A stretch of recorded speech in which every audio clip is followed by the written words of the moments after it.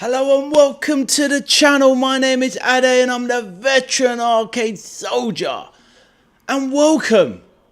We are here for a live watch along. It's a bit of a late one, but the free lines are kicking off soon.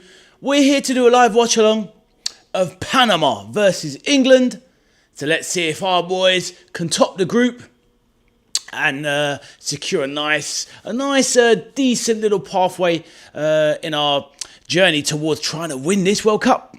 So, yep, here I am, live and ready to go. Hopefully we'll get a good few people in the chat and have a few people to talk to along the way.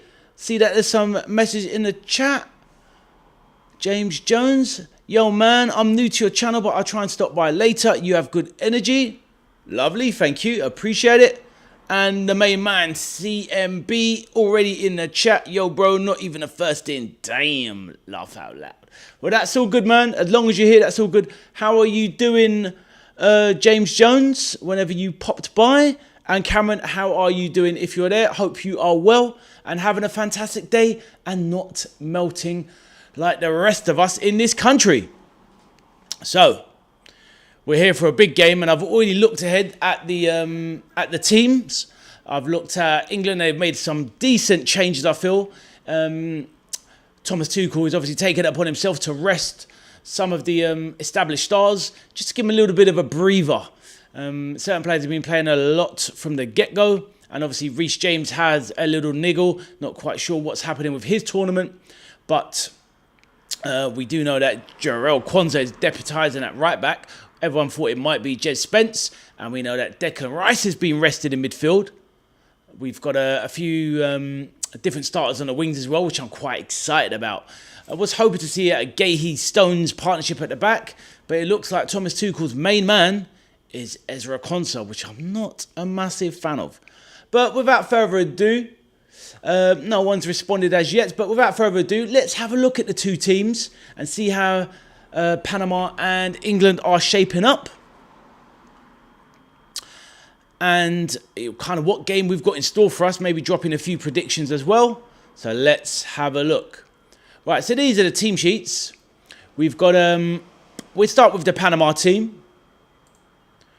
I'm sure there'll be hopefully a few people joining us in the chat shortly. It does tend to fill up not a fair bit, but, it does seem to, my channel's getting busier, growing day by day, inch by inch. And as we know, people, every inch counts. Strike that from the record, governor. But yes, on that note, let's see how the two teams are lining up.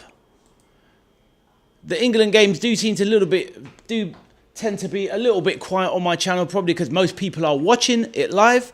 But, it's all good. If people want to drop by, have a bit of company while they watch the game, make a few friends and talk along as a few ladies walk past the house. Not that I'm losing focus or anything. Right, anyway. Right, so let's start with Panama. This is the formations now. Panama, with their manager, Thomas Christiansen, they're playing quite a defensive 5-4-1 system.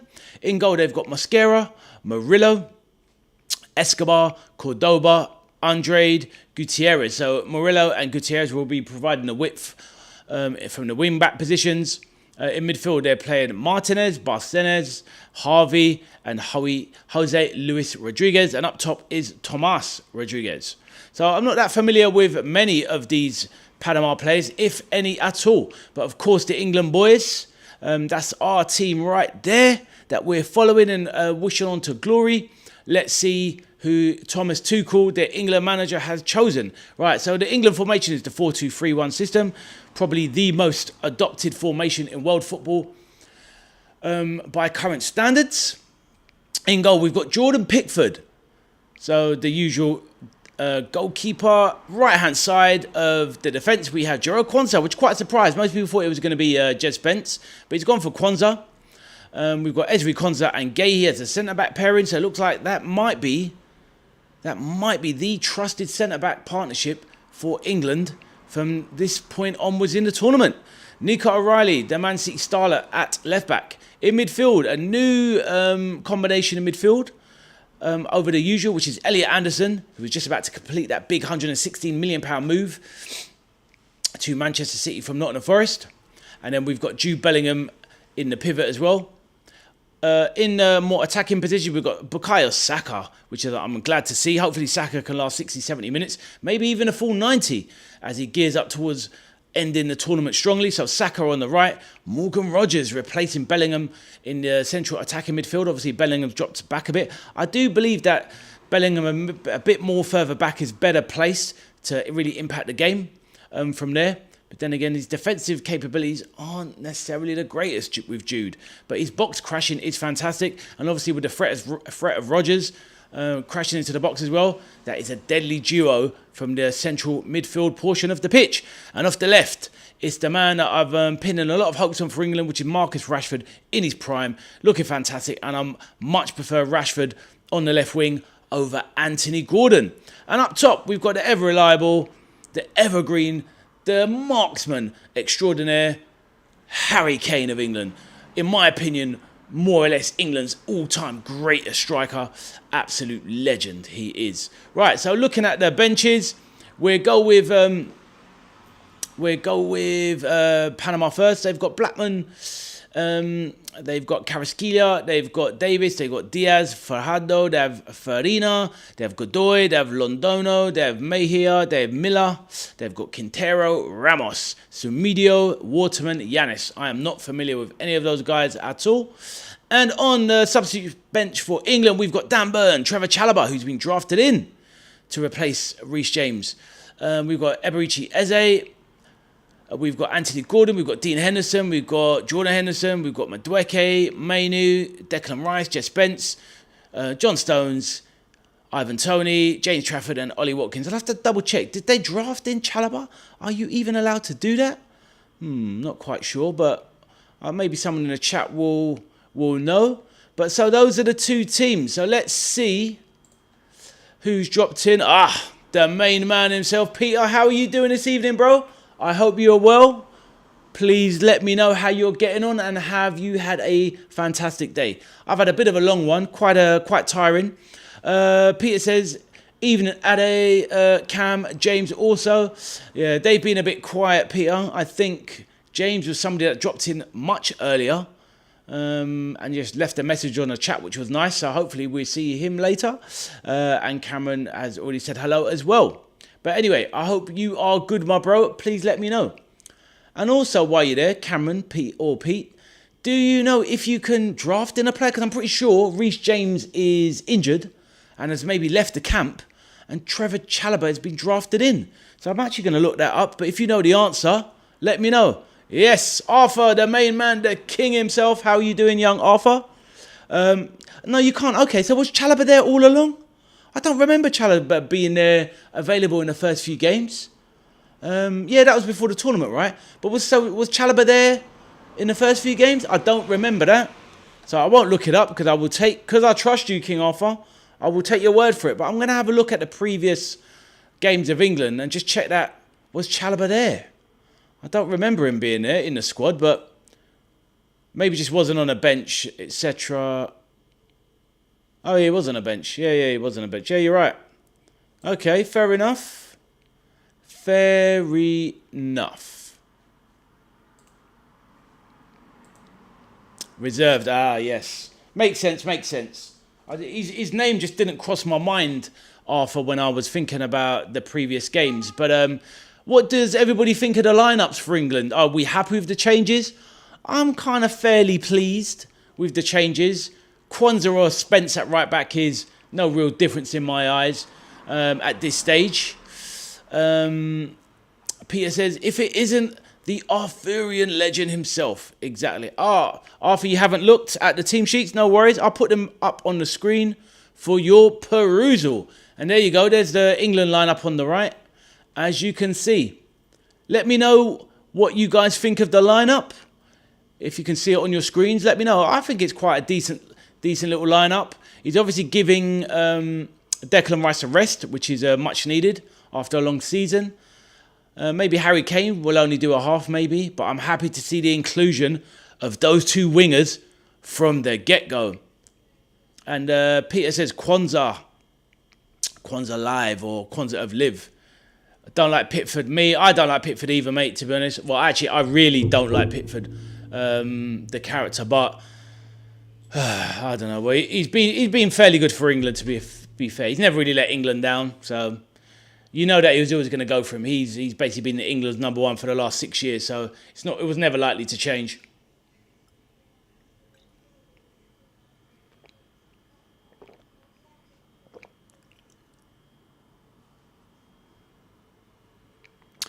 And Arthur says, "Why is Kwanzaa playing? I didn't even know how that per tournament." Yeah, well, that's the thing. Apparently, Tuchel really likes him. Obviously, Tuchel has German connections, and maybe it's a little bit of Bundesliga bias, or he gets to see a few games from the Bundesliga.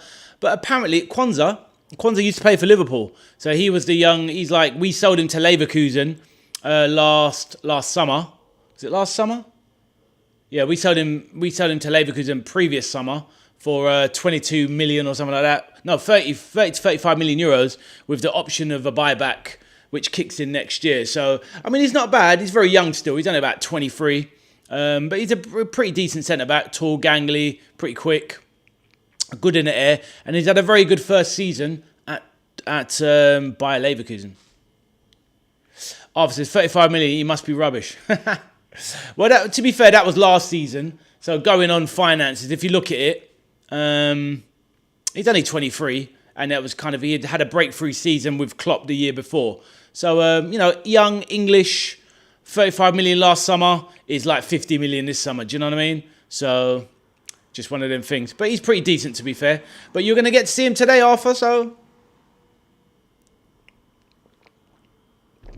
the idea, I guess, than anything is not to judge a player on one game anyway. But yeah. But I'm happy with the rest of the lineup. Saka and Rashford. Hopefully, let's hope they get their eye in. And yeah, they can score a few goals and get used to the tournament. Because those are the players that should be starting for the rest of the tournament, in my opinion. Yep, so those are the team sheets.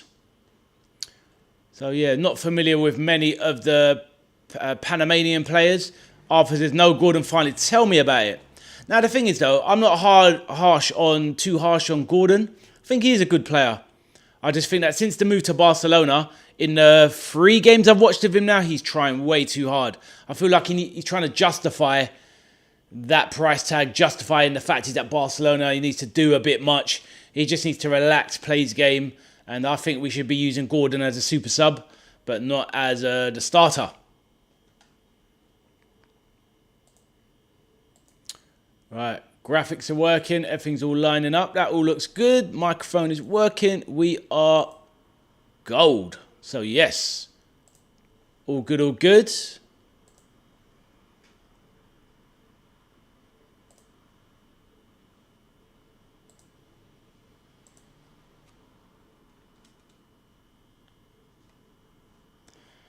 Right, let's make sure I've got my TV stream working. All good. So how's your day been, Arthur? You been up to anything, mate? What's been on the agenda?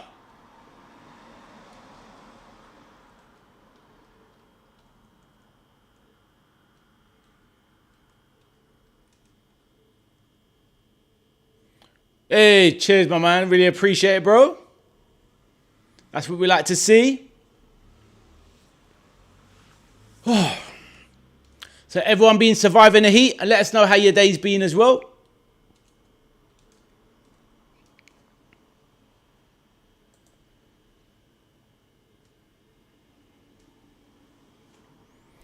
Cam says, yo fellas.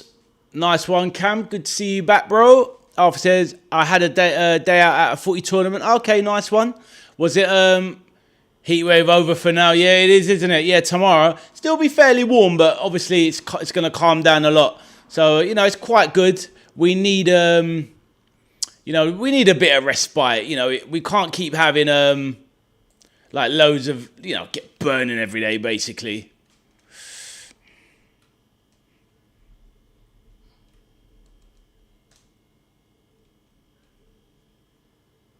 Obviously, it was raining, and I was happy about it. It's mad, isn't it, how life is? Do you know what I mean?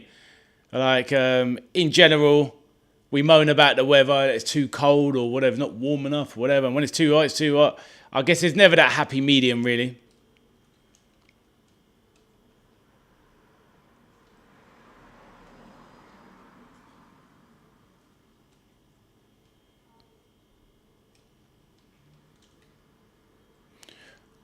Was it raining in London? I mean, there was little drips and drabs. But yeah.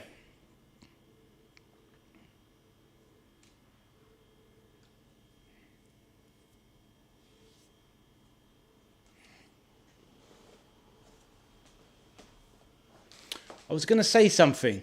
So somebody was talking to me about the my stream and like, was there a delay?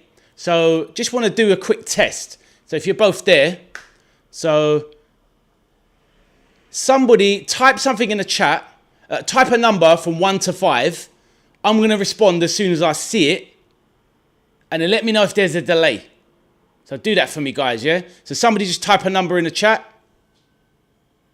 Was there any delay or was it quick?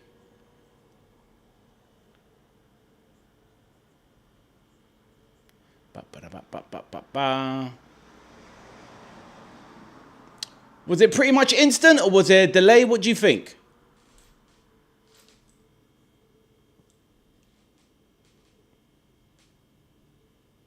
Yeah, how was it all right? Or was it instant or about a 2-second delay, yeah? 2 seconds-ish. Okay. Oh, that's maybe something I need to look at. Yeah, because somebody's... Do it on my next one in 5 seconds. All right.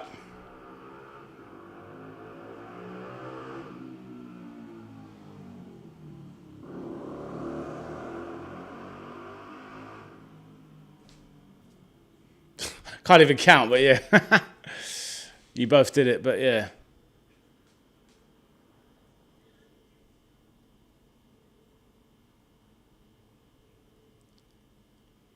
I was primed, coiled spring. Oh, but maybe there's a slight delay then, but okay.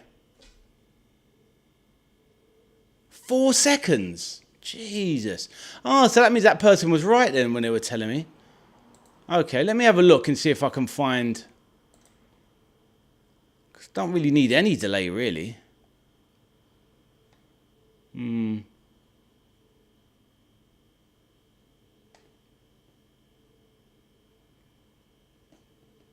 It's funny because when I saw your text come up, what are you streaming on? What do you mean? What software? So I'm using one sec. Yeah, I hear that. Oh, yeah, I was just thinking for the future. Yeah, I don't know. I thought it would be pretty much instantaneous, really. But yeah, I'm using some software called OBS. No, it's not a phone. I've got I'm using my PC or I'm using a streaming software called OBS. It's a laptop computer, same thing. But yeah, it's like a desktop PC. So yeah, not like a phone or a laptop. It's a little bit better, more powerful than that. So yeah, but okay, a few seconds doesn't really matter, I suppose.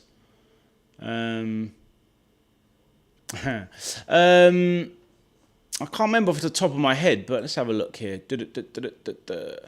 Output video. There might be some delay actually. I think there is a slight delay actually.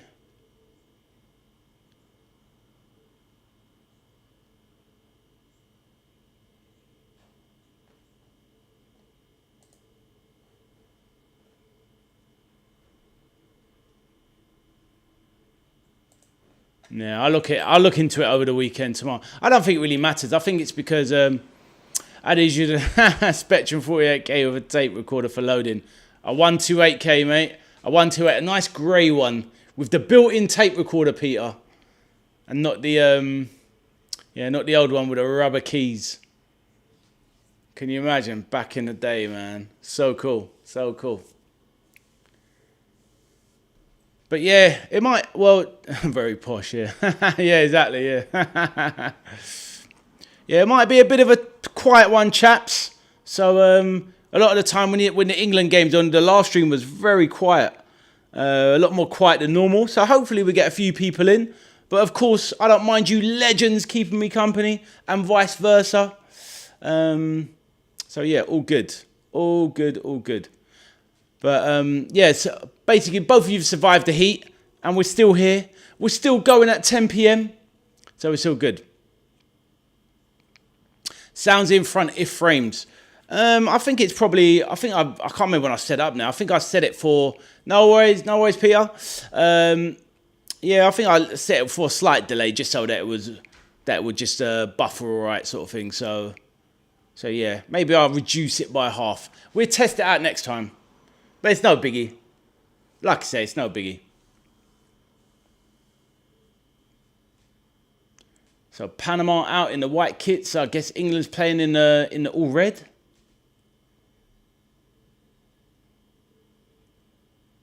That's fair enough, Arthur. So you looking forward to the game? And what is your prediction? Let's go with the predictions in the chat.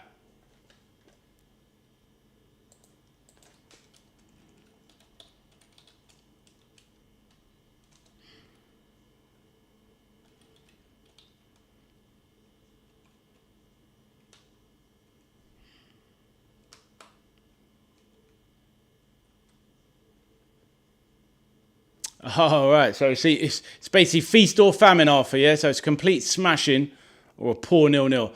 I just don't see how we don't score with our attacking power. I want to go for clean sheet. Yeah, I'm going to go with my gut. I think it's yeah,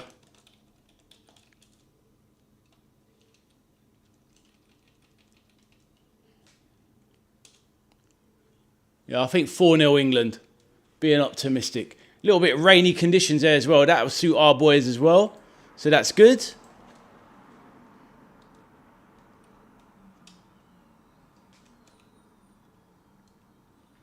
If we score early, they attack and we will... Yeah, exactly. Yeah, I think so as well. Yep, sounds good to me. We'll take it. And who do we play, Arthur? Can you remember? Obviously, you was a bit ahead of all of that sort of stuff. I never really look at who people are likely to play. I just think, you know what I mean? I just take it when I find it.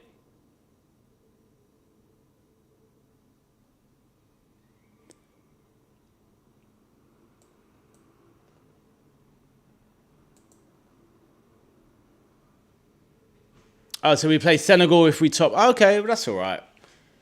Yeah, we can handle that. That's pretty decent. Not a bad one.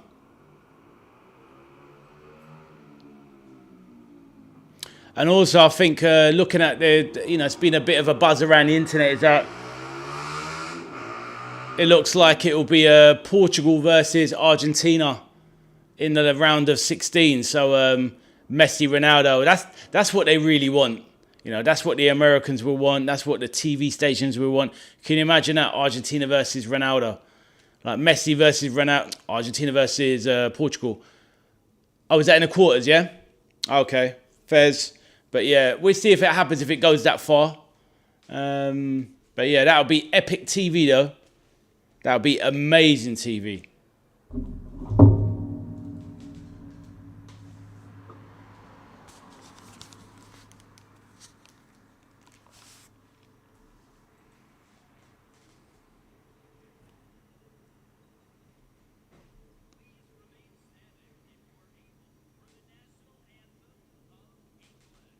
Yeah, I think I'm going to give tomorrow a miss.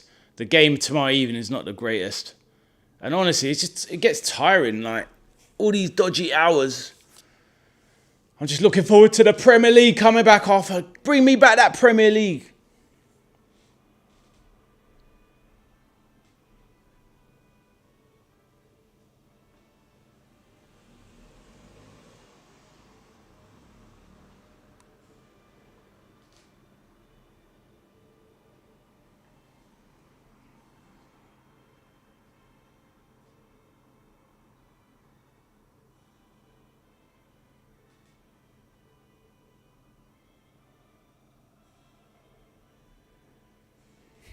It's funny, when people sing the national anthem, nobody can sing it in rhythm.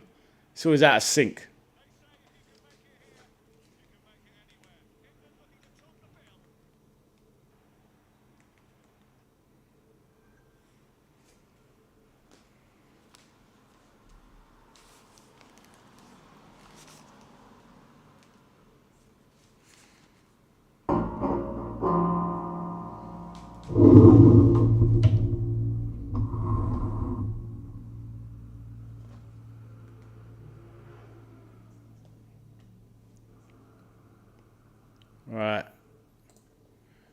leave the leave the team sheets on, and I'll be back in 2 secs.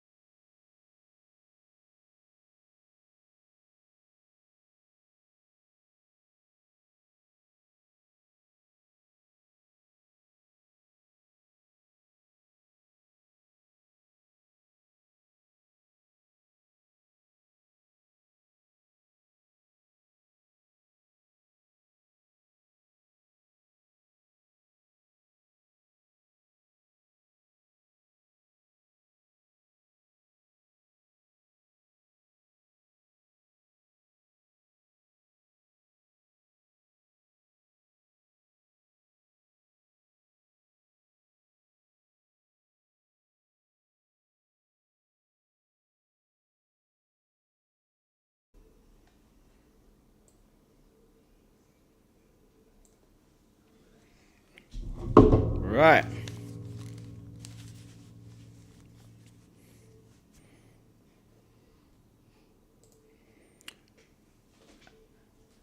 Yes, Cam Arthur, you ready for the special treat? You ready to see what I've got for myself? Needed in this heat. Boom. Look at that. No sharing, boys.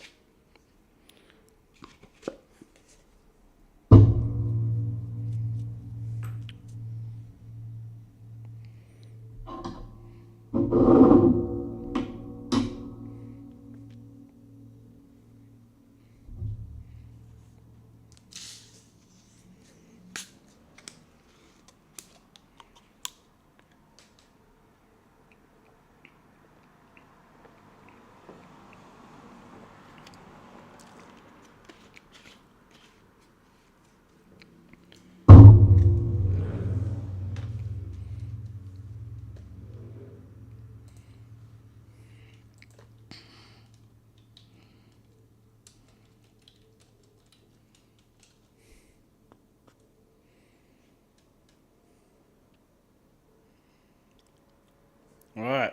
The conditions are looking good. Bit of rain there. That's what we like.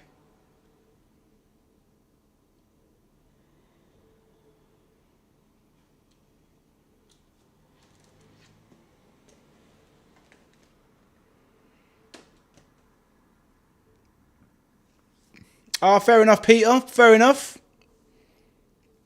Glad to have you back, my man. Hopefully you're looking after yourself today, Peter. I was just showing these guys. Look, I've got a little special treat for myself. Cameron said he wants some, but no sharing.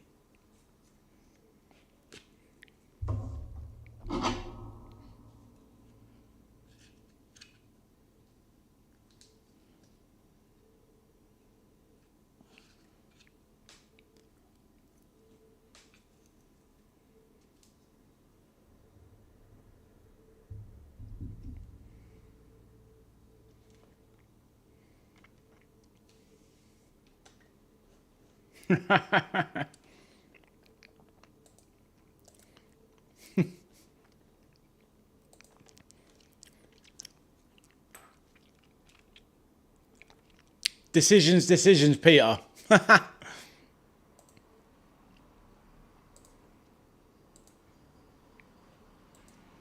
Right, let's go. We've got the kickoff.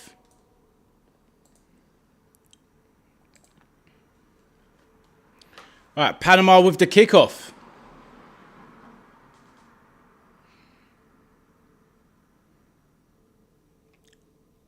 Ooh, Panama, early shot there. Good kickoff there.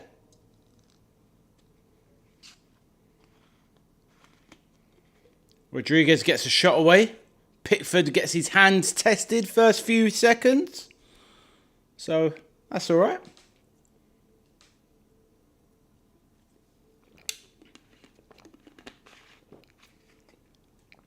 Everyone thinks, for the few of us in the chat tonight, everyone thinks it's an England win. So, yeah, hopefully that will be the case.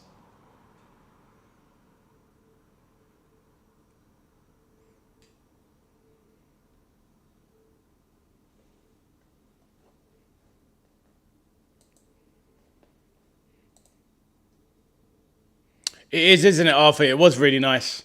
They did one last night as well. But yeah, I didn't even know there was a disaster, to be honest. But it's just horrible. So unfortunate. And it just goes to show how precious life is, guys. That's why we just got to appreciate each other and just try and put good energy out in the world, because it could be over just like that anytime. Anytime.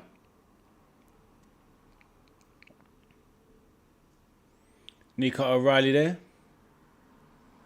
Oh, fair enough. How many people passed away, did they say? What's the casualty numbers? Do you remember? Did I hear something like there's about 75 people died or something? Yeah, it was an earthquake, yeah. Jesus, 600 victims. As in what, confirmed like died? Or missing, or just confirmed dead? I mean, that is incredible.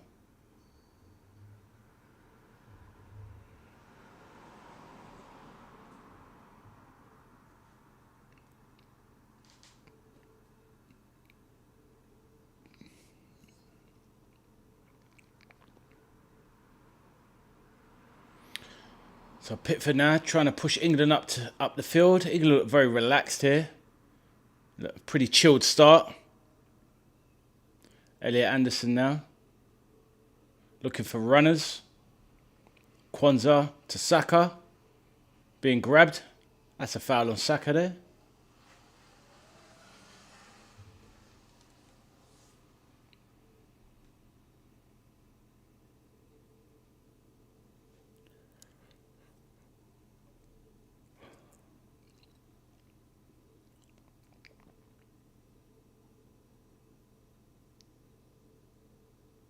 So Rashford on the halfway line.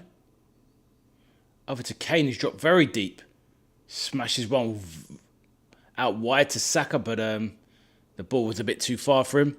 Peter says Venezuela's north is crossed by a fault system that separates the South American tectonic plate from the Caribbean plate.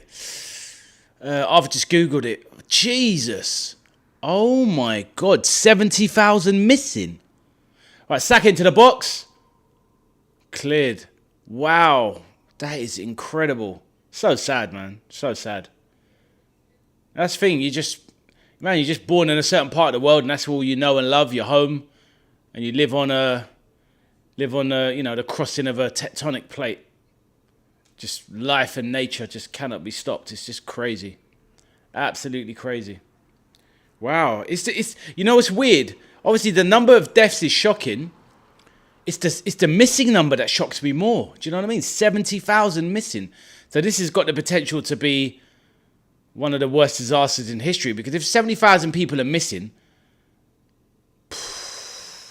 how many of those are likely to survive or not come back? Right, ball into the box here.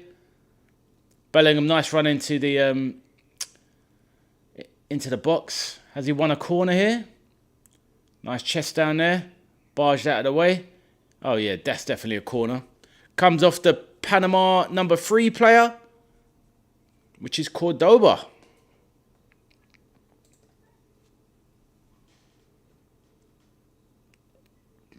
Right, so who'll be on corner duty now that Declan Rice is up there? Surely that would be Saka, maybe? Nope.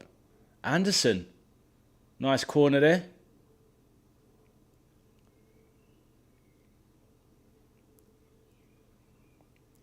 Gutierrez there.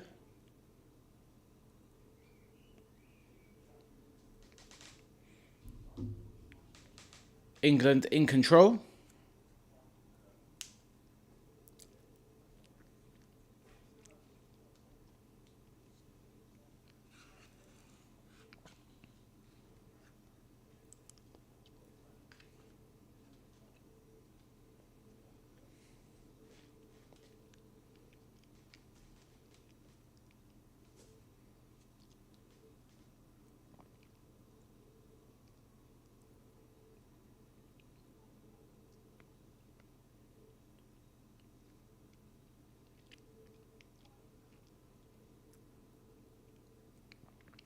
All right, so Panama took too long to take the throw. And it was given back, crossed over to England. So that's interesting. The new rule. Good stuff to see. Speed up the game. No more messing around next season when that gets introduced into the Prem. Right, Kwanzaa driving out over to Kwanzaa and Kwanzaa. So that's great for the commentators of this world. Bellingham tried to lay it off there, but loses it. So Panama now bursting forward. Oh, lovely tackle there from Bellingham, making up for a mistake. Anderson trying to work with Jude. Oh, lovely drag back by Jude. Beautiful skill there. Charging forward, Jude Bellingham. He's brought down. Gotta love that about Jude Bellingham's attitude. Whenever he makes a mistake or he loses it, he'll go all in full gusto, try and win the ball back. He's got a great attitude. Top player's attitude. Saka joining up with Rodgers. Elliot Anderson fizzes one across wide to Bellingham, who lays it out to Marcus Rashford. Edge of the box. What's he going to do? Rashford. Have a shot, lad. Near post. Ooh. Stings the palms of the keeper. Great strike. First sighter for Marcus Rashford. Stings the hands of Mosquera. Lovely stuff. Great shot and a really equally good save. Decent stuff.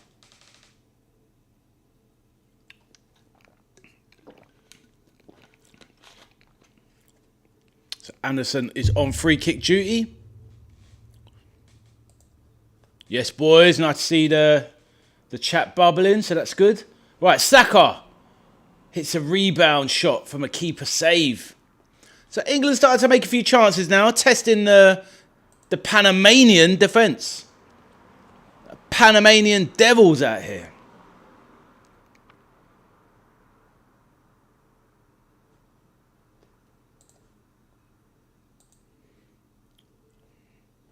Mosquera, the goalkeeper.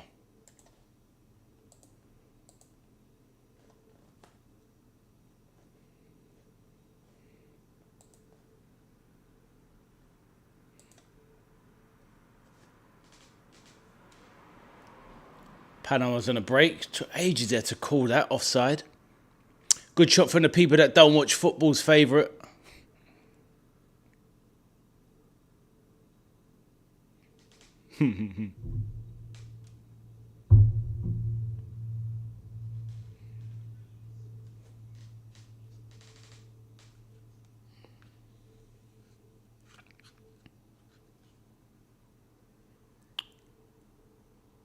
Right, Rashford fires one across the box, trying to find Saka.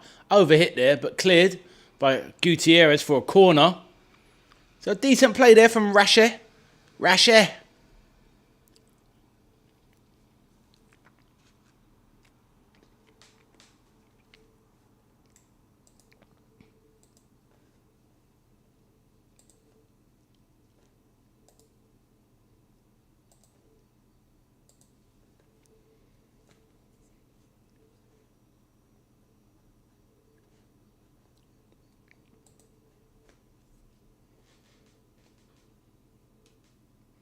Right, Saka now, dealing with a 1-2, fires it low, straight into Mosquera's hands.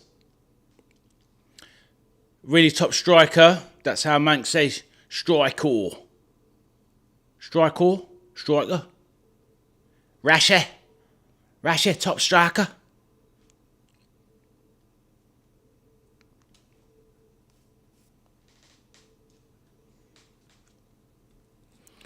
We do like a bit of Rasher. Don't like too many Man United players, I'll be real, but Rasher. You gotta like Rasher. He's a good boy, Rasher.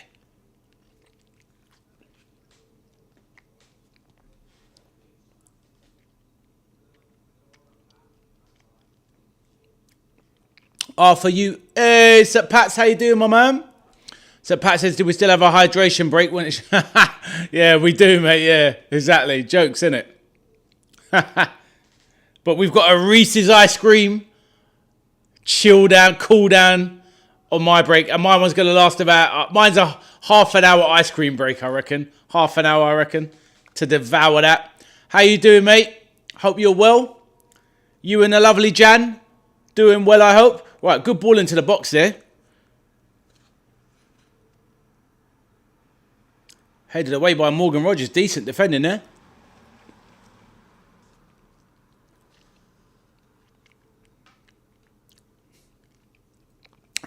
Peter says, I thought the body got water through osmosis when it rained.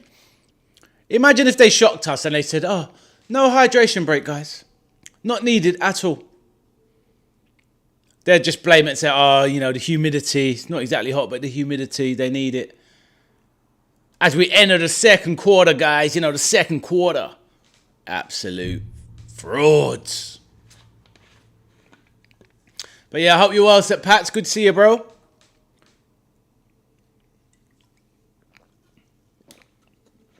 When you're flying back to Pats, let us know.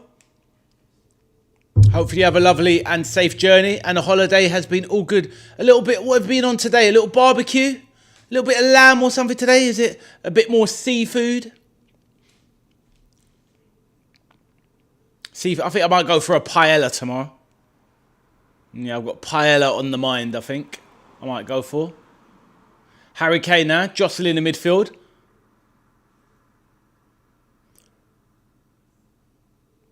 Kwanzaa brings it forward confidently. Right now we're on the left wing, chalking his boots. Marcus Rashford tries to play in Kane. Decent bit of turn of pace there from Harry.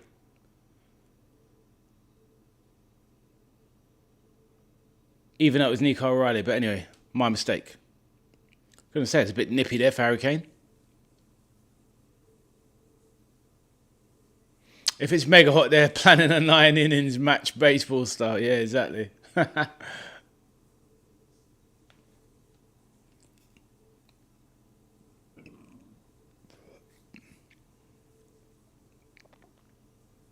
Oh, Panama turned themselves in trouble. Nearly won back there by Saka. Good hunting down in pairs by England there. Oh, that's nonsense. Good play from Saka and Rogers hunting down Gutierrez, who was dawdling on the ball. Saka won it back. Referee adjudged a foul. Saka wasn't pleased.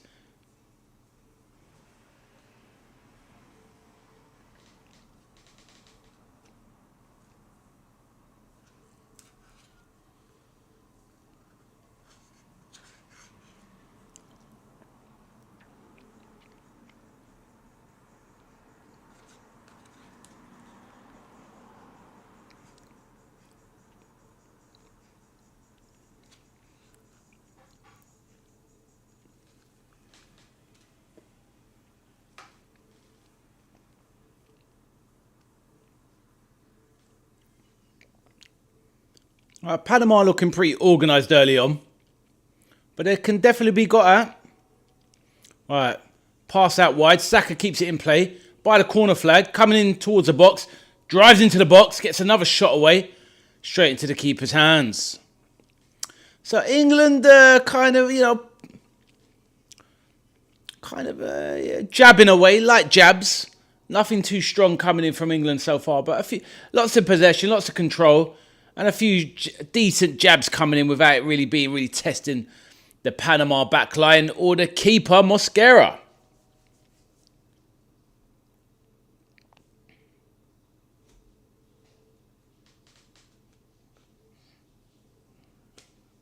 Panama got a gangster in defence. Man like Escobar in defence. Gotta love some of these South American names. Got all the usual Rodriguez's, the Escobars, the Gutierrez's. Amazing how big those families must have been back in the day. Just everywhere.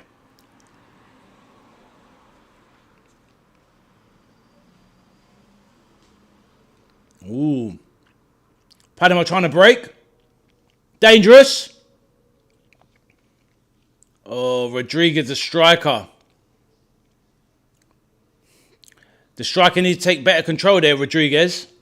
There's two Rodriguez's for Panama, but yeah, the striker he could have been through and go if he'd have taken a better touch and ran with it, but he gave it away. Hey, Dave Toby, how you doing? That's a good shout, mate. Do you know what? I didn't even notice that. Yeah, you're right. They're all wearing pink boots. Do you know what? I need to... Dave, welcome to the chat, my man. My name's Ade, the veteran arcade soldier. I can't believe I didn't notice that. I'm going to look that up right now. Arthur says, they almost scored. How crap are we? Tell me about Arthur. Welcome to the channel, Dave. Let us know who your club team is. And, yeah, welcome to the chat. While I have a quick look up and try and work out what that pink boot fiasco is all about.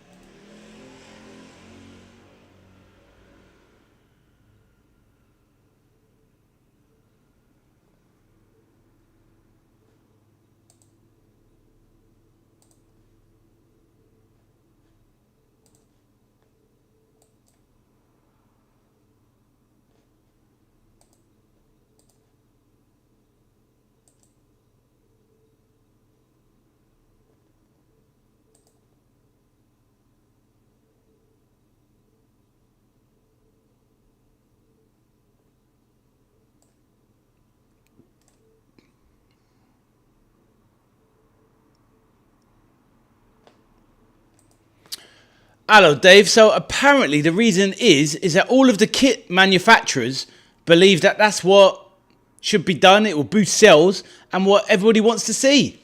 Exactly. They stand out more and all that sort of stuff. Wow, that's actually crazy. I thought it was going to be something like due to the fact it was something to do with... I thought it was going to be something to do with the Venezuelan disaster, but no. Yeah, I'll type it in the chat. Oh, no, I tried to type it all in the chat. Absolutely no chance. But yeah, good spot, Dave.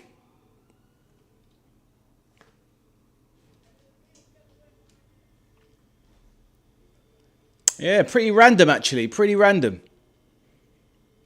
Welcome to the chat, Dave. Feel free to say hello and join in everyone's conversation. Share your thoughts. What have you thought of the World Cup so far? Please do let me know. Right, Ezri Konsa coming out. Tries to spray it wide. Rashe. Nice take. Rashford drives into the box. Tries to go over two, but can't get it done. Panama with Harvey on the break. One back. England hunting well in packs, the boys. All good. Well played by Elliot Anderson. Slips in Rodgers. Rashford. Back to Rodgers, trying to make space. Elliot Anderson, what's he going to do? Fizz it out wide to Saka. Edge of the box, right-hand side. Fizz it across the box, and it is cleared.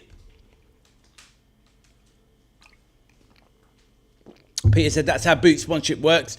They must all be, yeah, exactly. Yeah, interesting. It's mad, though. Like, you know what? I wouldn't even have noticed it if Dave hadn't even pointed it out. So yeah, pretty random.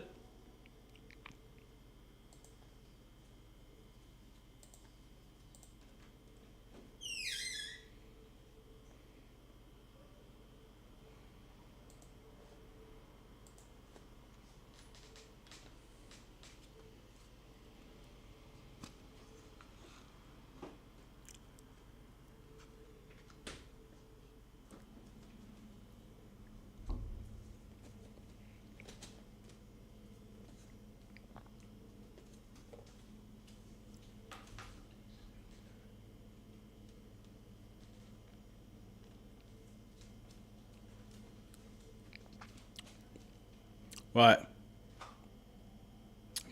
Breakdown on the right. Murillo into the box. Pickford with a big punch out. Nice turn there by Jude Bellingham. Flicks it over his head. Tries to turn, but he's brought down. Arthur says, come on, England. Exactly. Come on, England. Let's go. Harry Kane drops back into his own half. Get forward, Harry. We need you forward, son. Peter says, oh no, pink boots are at the opposing angle of green on the colour chart, so pink is the colour that stands out the best on the green. So I heard. There you go. Facts and knowledge and insight on the channel. Right, Morgan Rogers tries to burst into the box there.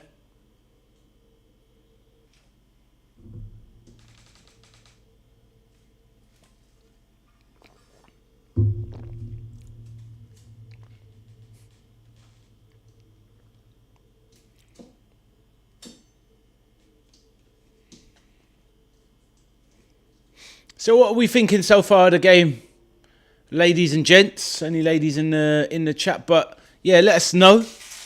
What are your thoughts on the game so far? I think England have done okay without proving too challenging for the Panama backline.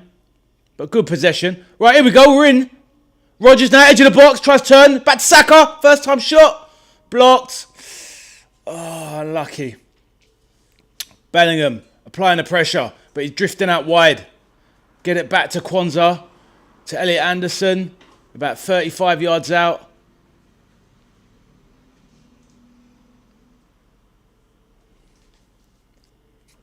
Panama, not exactly holding on, but looking ruffled, that's for sure.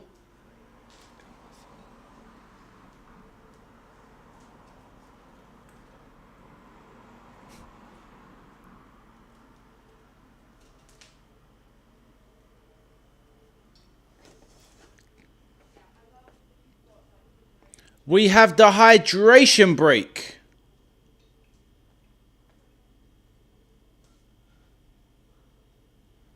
What are they on about? Hydration break not needed.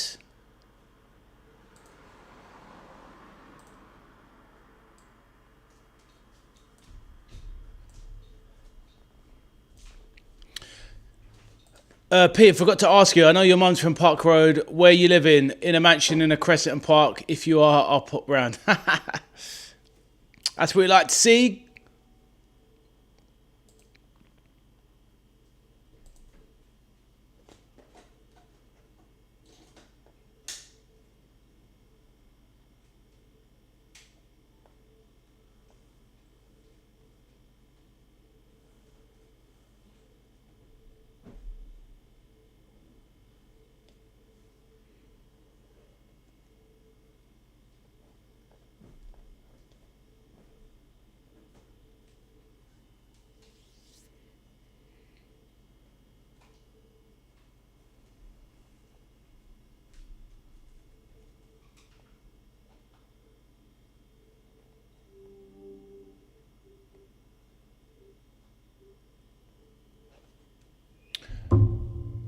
Right, Arthur says, guys, stop taking the P out of Pia. I never do that. Yeah.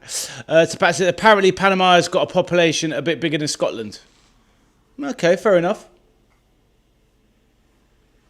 It's amazing, though, isn't it? With the land that we've got, the size that we've got in the UK. And, I mean, considering that Scotland's a very barren country for the amount of land that's there. It's not that heavily populated. I don't know what the population of Scotland is, actually. What's it going to be? Population of Scotland? Probably less than 10 million, maybe? Let's have a look. We love all these facts. Now that the facts have been put out there, I need to know these things. Well, what are we guessing for population of Scotland? 10 million or less?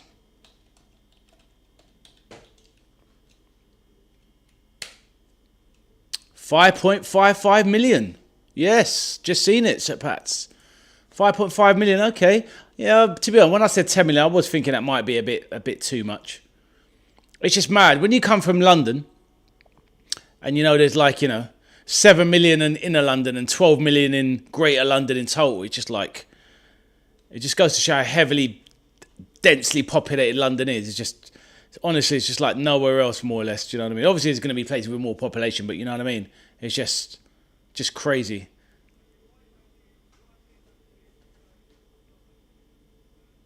But fair enough. A lot of land there in Panama. Must be a lot of untouched earth there. And that's the thing. When you tour all over Scotland, you see how much space there is there. Honestly, such a beautiful country. So much room up in Scotland.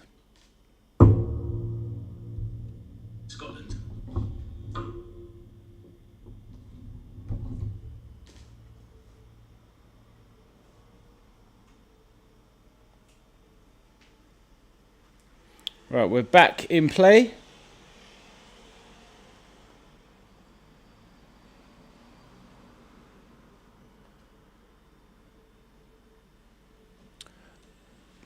Right, Panama on a break now. Into the box. Flashes of... Oh, Rodriguez. Jesus. Good save from Pickford. Palms it wide. England getting caught at the back. Arthur says, good save, Pickers. Peter says that Pat's mum's lives just behind the Lidl over the road from Tesco. Sadly, not a mansion. Not even a Victorian villa. Home is home. But you did go on a camper van tour of Scotland when you was 14. It was magical. So at least, wow, that must have been amazing. It's such a beautiful country. I was up there last summer. I did a bit of a camping hike, a solo camping hike. Absolutely gorgeous it was. Really fantastic.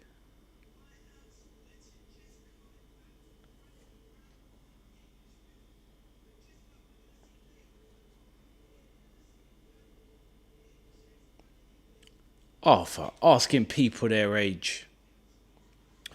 I'm sure Sir Pats won't mind us saying he's a little bit older than us. Oh, Gary, good to see you, mate. I hope you're well.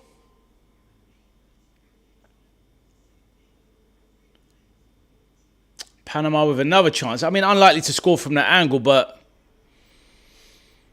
yes, that was Harvey there with a shot just wide of the post.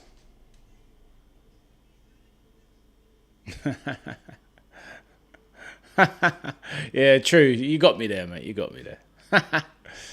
It's good to know the diet. It's because I'm trying to find the demographic, Arthur. Decent play there. I mean, England with most of the control. Right, Morgan Rogers tries to put in Saka. Can he get a shot away? Saka burst clear. Does he win a corner at least? Good acceleration and good pace there from Saka to get away from his marker. So Pat says, Peter, I'm on the Garden Festival. I know Park Road like the back of my hand. Lived around here all my life. And there you go. 63. Ooh.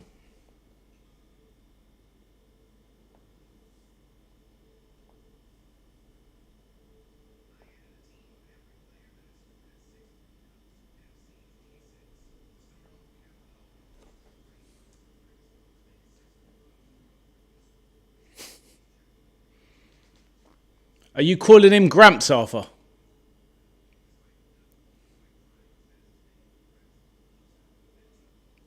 .63 and every day he's a legend.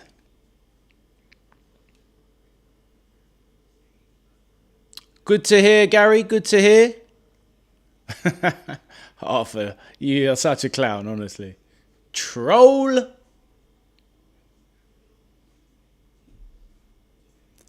Right, Rashford, trying a bit too much there, Rashe.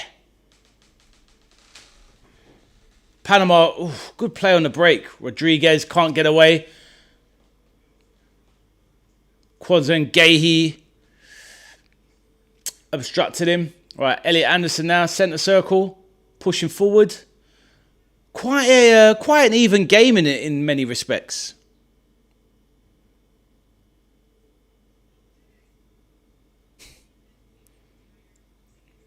Arthur doing his best to be the complete opposite of help the aged.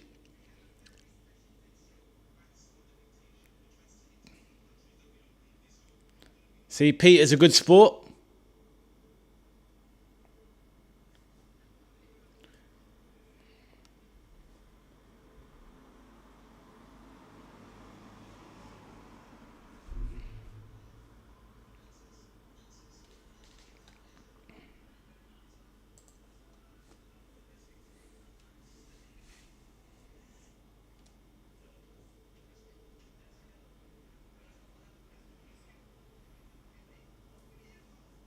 Right, Elliot Anderson now receives it from Gahey.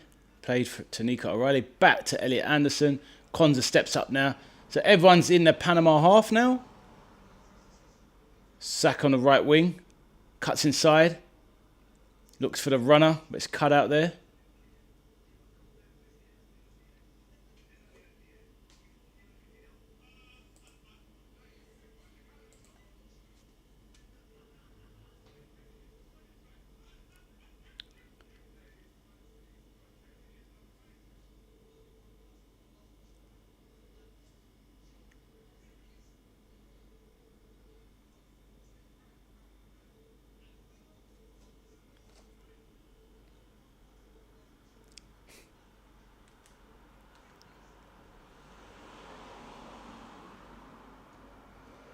John Terry and his wife in the crowd. He's never cheated on her, has he? Oh, John.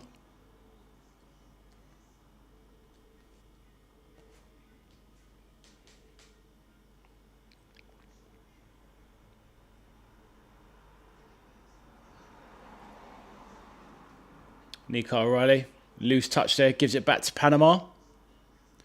We're not, are we, St. Pat's? I think we started all right first 10, 15 minutes. It was kind of probing. A bit like, in a boxing match. A little bit of probing. Some decent jabs. But we're not hurting them. And it's kind of slipping away. Not slipping away dangerously. But last 10, 12 minutes. Kind of just letting Panama kind of get too much of a... too much control in the game. Looking better on the break. If you ask me, St. Pat's. Panama look pretty decent on the break without really looking too dangerous themselves. So, we've got to step it up. We've got to start showing these teams that we've got more power than them, but we just don't look like... I don't know. Peter says, Ade, Arthur... Peter says to Arthur, Ade is older than me. Sorry for chucking you under the bus, mate. That's all right, mate. That's all right, mate.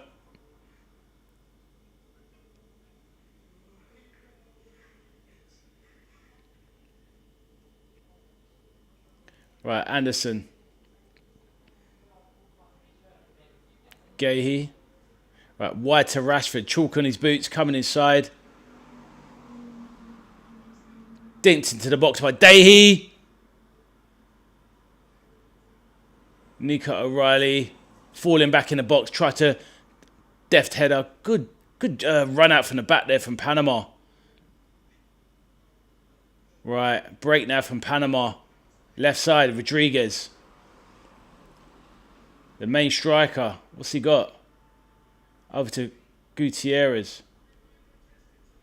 Harvey. Martinez into the box. That's a great ball into the box. Honestly, he should take that first time. It was offside, but he tried to control it in the box. But he should be shooting that straight away. Hit it out on the volley. Why didn't he hit that on the volley? He's miles offside. But as that ball comes over, why don't you hit that first time? But, well, it doesn't matter if he did or he didn't. Arthur says 1-0 Croatia. Is it now? Okay. Yep. 1-0 Croatia, yep.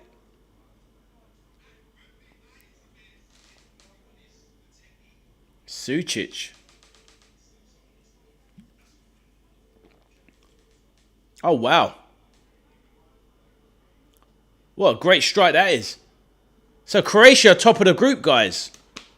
As it stands, Croatia's top. Interesting. Arthur, what does it mean if we finish second then? What does that mean? Oh.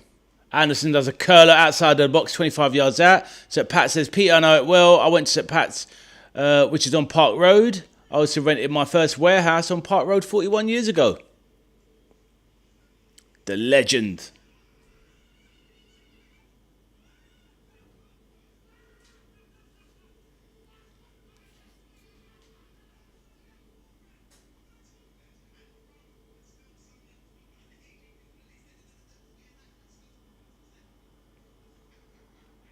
Yeah, did you catch what I was saying there, Arthur, about who do we play if we finish second? We're currently second on... We're just not looking convincing at all. You're right, St. Pat's. We're just not looking convincing at all.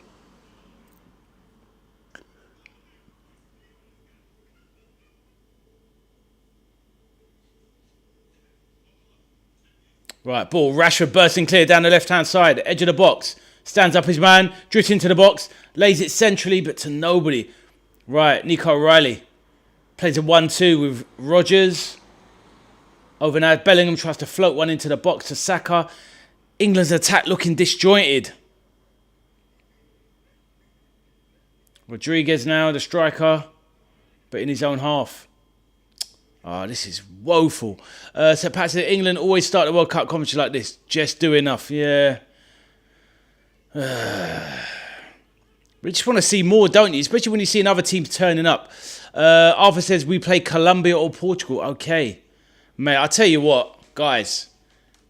This is Panama we're up against. If we were playing like this against Colombia or Portugal, I would not be confident. You're talking about an early flight home. But I think you're right, Sir Pats. It's like, yeah, this has got that just about, you know, like when Eubank was fighting, it was just like, yeah, just about do enough for the points win. It's like, just knock someone out, will you? Knock him out. So Pats, happy days. It's nice to have that connection with you. Good stuff. I think it is amazing. It is amazing, Pete. You're right, because at the end of the day, when you come from a certain part of the world and somebody knows exactly what you're talking about, it's a beautiful thing. 100%. Right, Anderson now trying to get it moving. Nice layoff to Saka from Rodgers, who takes it back. Tries to feed Saka back in, who goes down in the box. Referee's not having it. Right, Jude Bellingham, edge of the box. Rashford, left side, floats onto the back post. And it's cleared by Panama. Saka scoops up the return. Good win back by Saka. Elliot Anderson, right side of the box, floats it in. Rashford just heads it over. England's best chance of the game.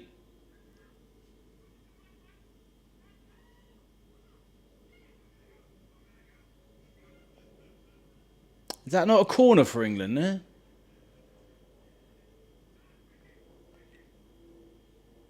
All right, cleared. Now it's back with Pickford. Anderson trying to set Rashford free. Great ball by Anderson. Right, in the box now. Edge of the box, actually right outside. Floats one across. Dropped by the keeper. Mosquera being played out. So it's becoming a bit frantic now, a little bit end-to-end. Gutierrez goes down. Martinez, sorry.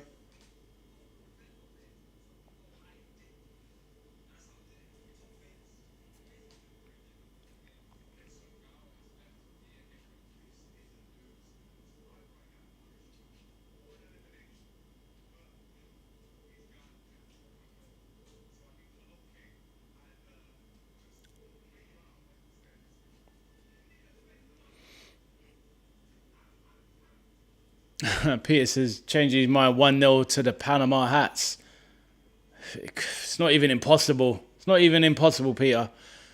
The Panamanian population must be made up there. Their team, they're fighting above their weight, but you wouldn't think so. Yeah, exactly. That's the thing. When you're the bigger nation, obviously, you know, sure, you've got to take the initiative and you've got to just, I mean, imagine, like, these guys, I doubt if there's a strong Panamanian league, Pats. You know, a lot of their players are going to be, you know, exports to other football leagues in South America, aka Argentina, or, you know, Brazilian leagues, etc. Or, you know, they're going to have a very weak league in Panama, but, you know, they're holding their own against the mighty England. It's just, come on. I don't know, I kind of feel like 0-0 to Panama. Just a little bit embarrassing. I'm pretty sure when we played them last time, we whooped them like 6-0 or something. That was 8 years ago, so should be putting these kind of teams to the sword, honestly.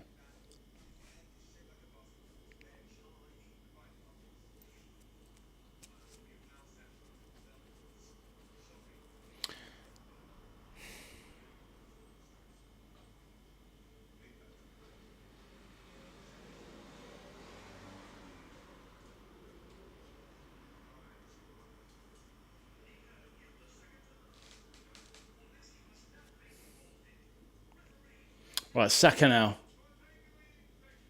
1-2 with Rodgers. Right, what? Bit loose, but one back, offside. What have we got? Gary says, we're crap. Yeah. Peter says, football's all about creating a team greater than their components parts. This is it, mate. And not that I know the level of the Panama parts, but I'm sure they're playing to their potential a lot closer than we are to ours. Got Tyrone Mings in the crowd. What's Tyrone Mings doing there? Just enjoying the game? Juan Mata in the crowd. So Pat says, Jan, my missus, ex-Bond girl, thinks I'm getting above my weight as well. Is she really an ex-Bond girl? Do let us know, said Pats.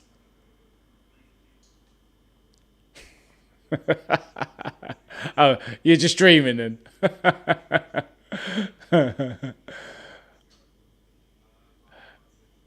But yeah, fighting above your weight. Oh, fair enough, mate.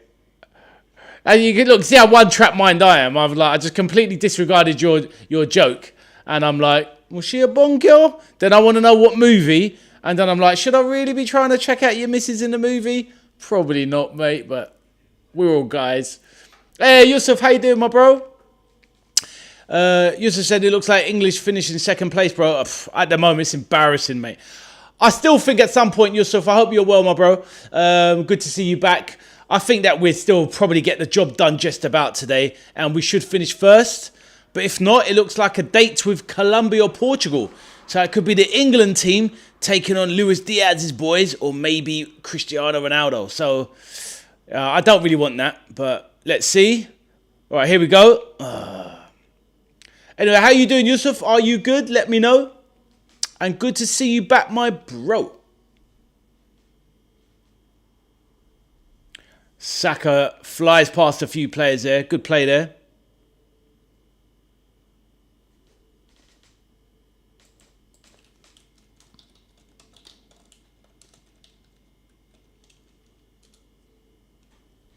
I certainly hope not, Yusuf. I certainly hope not.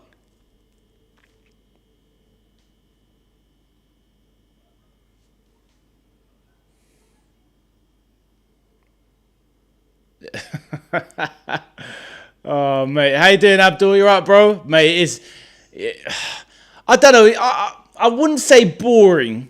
I know where you're coming from. It's a little bit intriguing, to be honest. If I didn't have the vested interest of wanting England to win, I would say it was definitely intriguing. And Panama, kind of semi-impressive. But England coming up short. But I hope you're well, Abdul. Let us know how you're getting on today. And also, Yusuf, how's your day been, my bro? Please let me know. Chess game, Peter says. In its own way. Pretty average chess game, but yeah. Yeah, it's Liverpool low block. Yeah, exactly. Can't break them down, Abdul. Yeah, exactly. Got the wrong scene on, just noticed.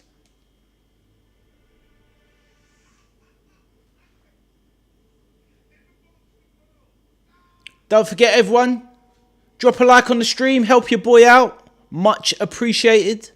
Just takes a moment. Quickly close the chat. Hit the like button. And then boom, back in the chat. Let's go.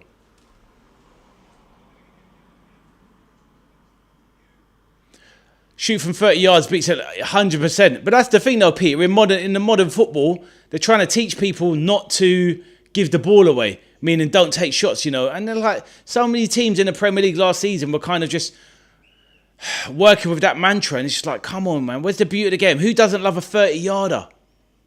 But yeah, 100%, mate. Take a shot. Beats a low block. Why not? Especially the way balls fly around these days. The whip, the fizz, the flight. Catches people out. Doesn't even have to be an immaculate shot a lot of the time. But yeah, this game is a bit of a struggle for sure.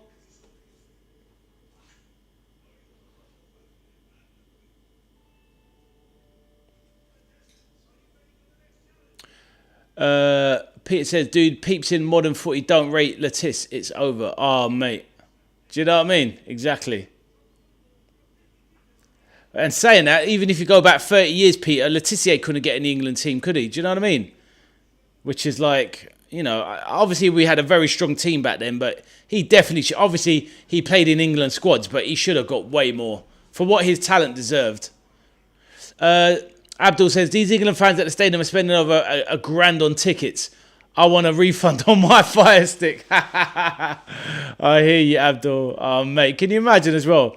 You're not only standing there and getting rained on, and you're paying for the pleasure of it, spending $1,000 or whatever.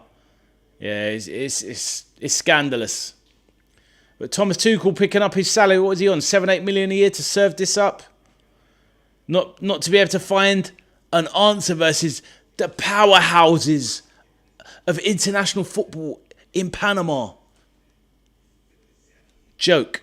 Peter says, 8 games for England, scored a hat-trick in 1.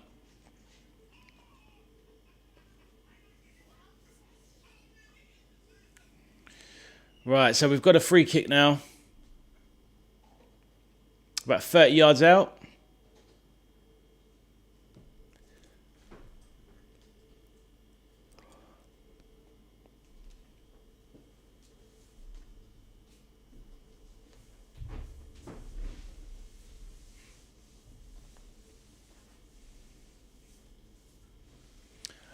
Yeah, exactly, Abdul. I'm the same. I think maybe what the right back might have played in the Prem. That's about it.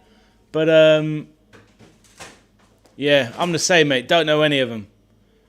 And when you can say that about people that follow football maybe as much as we do, and you can't name a player, you should be turning teams over like this. Right, let's see this free kick before I address the comment. Right, is Rashford going to strike this one? Dead ball. Come on, Rashford! Launch one! Oh, just wide. Great stuff there. Peter says, Abdul, you got to be looking at 2K if LFC make it to Wembley. Imagine a charity shield non-action fest costing you 2K. Yeah, ridiculous. New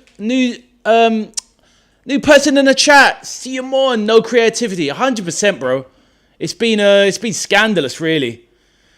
But then we've like Simon, if I'm saying your name on Simon. Yeah, this is how it's been with England. Last game as well against Ghana. This game today, it's tragic, really. Yeah, it's now actually become a boring game. The last 20 minutes, it has become a boring game. But Simon, let us know who your club team is. Welcome to the chat. Say hello to everyone. Introduce yourself. Lovely to have you on board. And are you enjoying the World Cup as well? Please let me know. All right, they put us out of our torture for that first half, so we can have a break there from all of the action. Thomas Tuchel doing Tommy Tuchel stuff.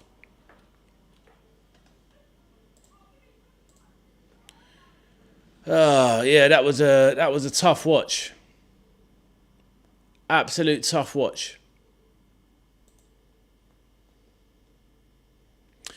Yusuf says England's game was very boring for 45 minutes. It was, mate, it was. And the Ghana game wasn't that much better. And I thought that, to be honest with you, Ghana deserved to win in the end. Probably should have won. But yeah, you know, this isn't feeding me with much confidence for England for the rest of the tournament. I'll tell you that, Yusuf. Not giving me positive vibes for the rest of the England tournament. Peter says, after the group stages are famously boring games, managers don't want to take risks. Yeah, that is true.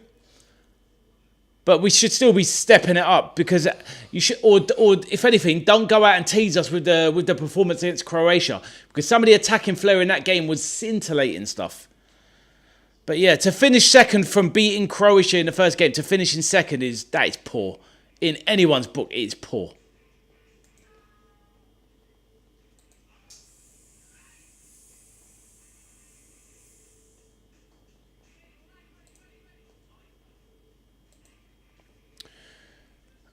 Peter says they are good enough. Yes, they are.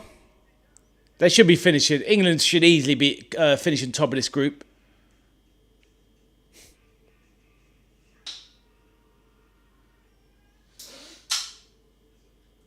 Arthur says no bloody ITV crap ads. You can't get away from the adverts, my man. Right, let's have a look at the half-time stats. Be interesting to know how that panned out. Obviously, keep chatting away in the chat, and we can address any comments out that are there. So Panama had 28% possession. England a big fat 72.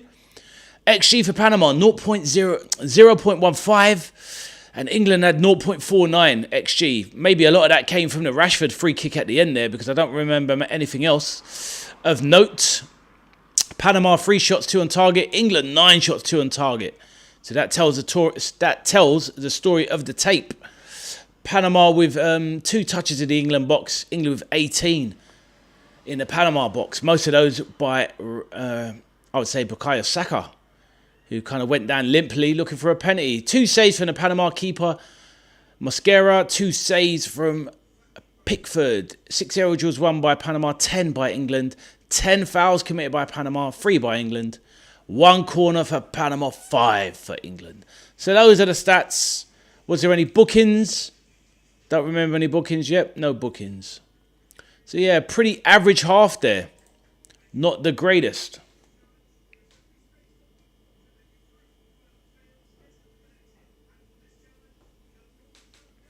So Pat says, didn't realise the Panama manager once managed Leeds. Who knew? Is that right? Thomas Christiansen, yeah? Okay, let's have a little look of that up. Didn't know that. Thomas. Obviously, that must have been in the Championship. When did he manage Leeds? Let's have a look.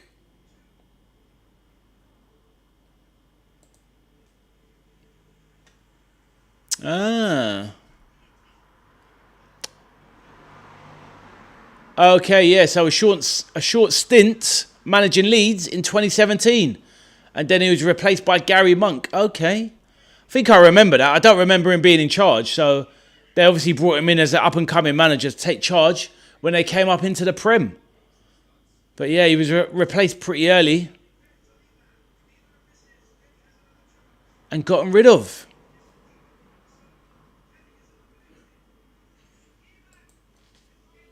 I love the stats. Love the facts.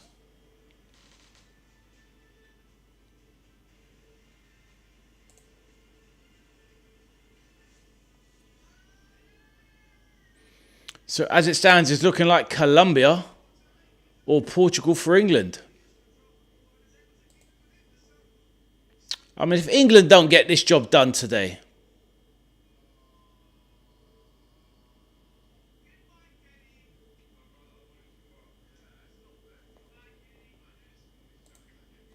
England were 5-0 up against Panama in 2018.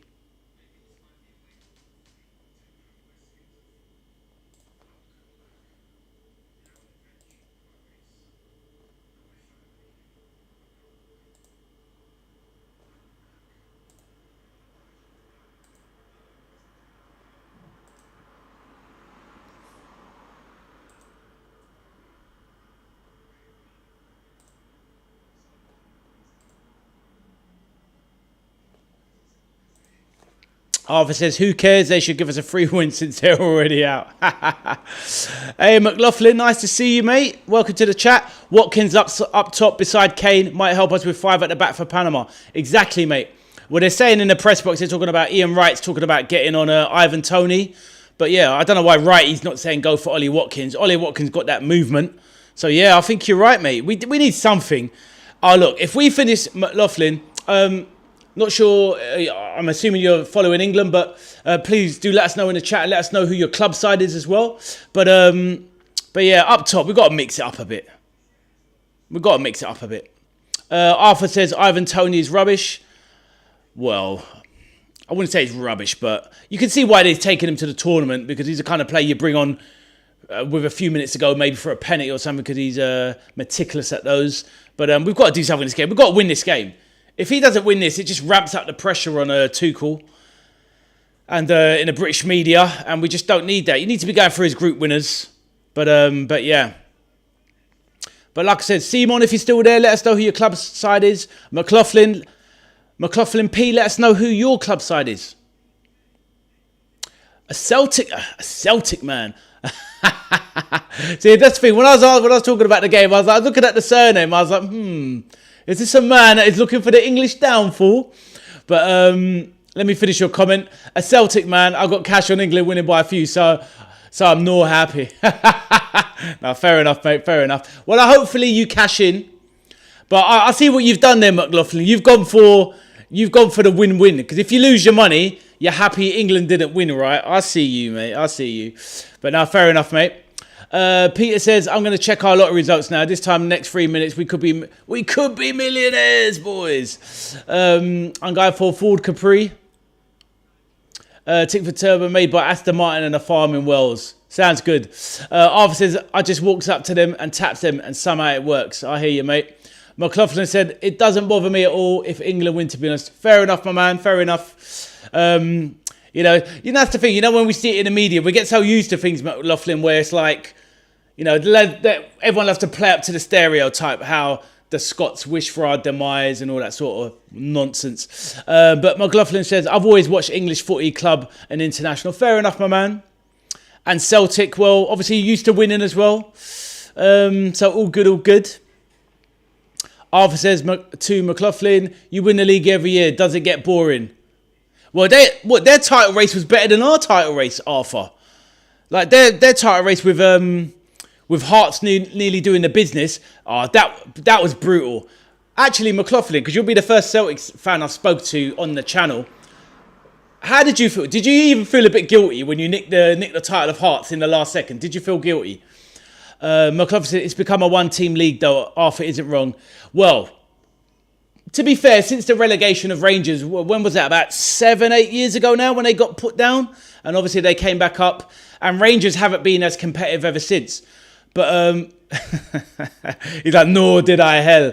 Yeah, no, I hear that, man. Of course, you were chuffed, I'm sure.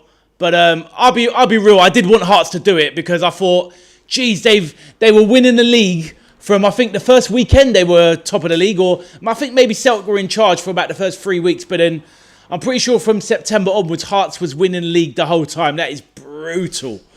McLaughlin said, I hate Hearts as much as Rangers stuffed him. Well, that's the thing. Obviously, we know about the, the divide between Rangers and Celtic. Obviously, we know what it's all about. But ultimately, you saw a bit of skin race past the screen there. You never walk alone at McLaughlin, exactly. They share the anthem. But yeah, I hear you on that. I didn't. That's the thing, though. I didn't realise that there was that much animosity between some of the Scottish clubs. I thought, from a bystander's perspective, McLaughlin, you kind of always feel it's all about Rangers Scotland and the hatred and the religious aspect and whatnot. But yeah, you never walk alone. Well, this is a channel for it, my man.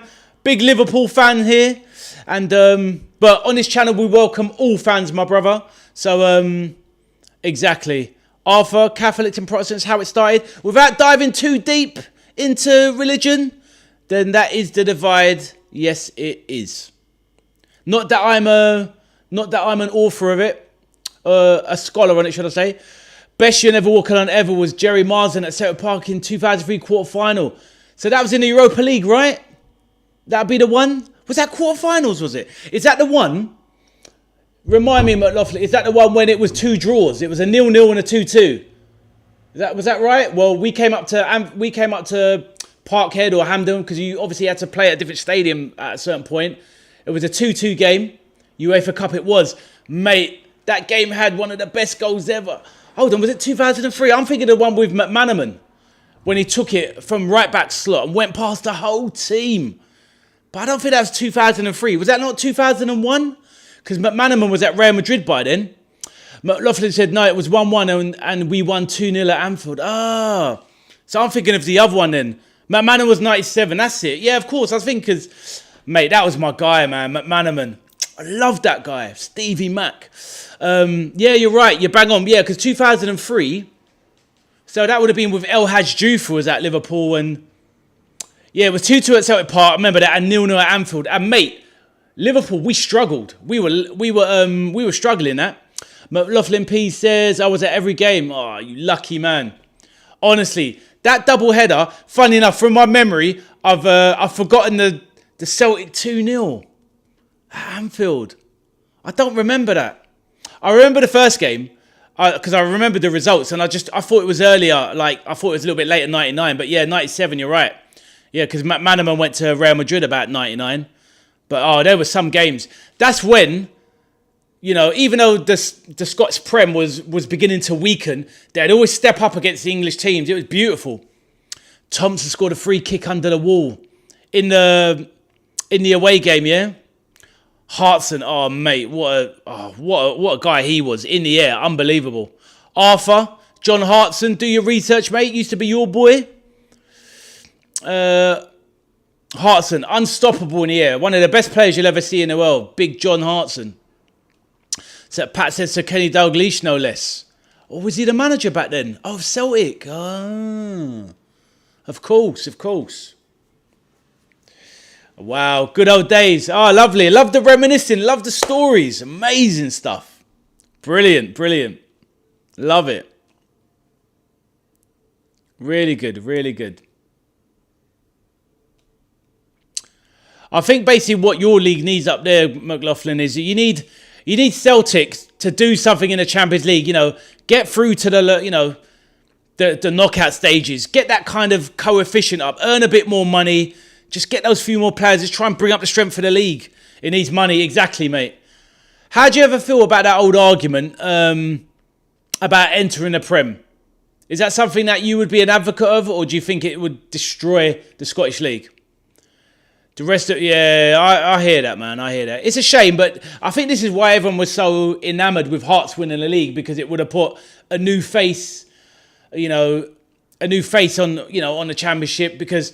Imagine, since I was a little kid, some of us mature guys in the chat, you haven't had a different champion since Alex Ferguson was there with Aberdeen. Do you know what I mean? That's ridiculous. Supporting England because Scotland are out. You're trolling. Not everyone's anti-English, clearly. We've got McLaughlin here, he doesn't mind. Addy, you missed, and St. Pat's, you never walk alone at the MCG in Australia with 100,000 fans. Oh, wow. Was that is that in one of the friendlies, yeah? That was a couple of years ago, was it not? Oh, wow. Second half is amongst us. We're just about to kick off here. England really got to put their foot down on the necks of these boys. Get it moving.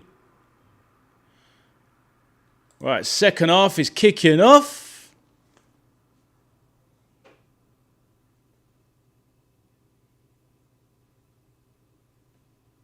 St. Pat's, Ade, watch it now. You'll end up in tears. Oh, mate.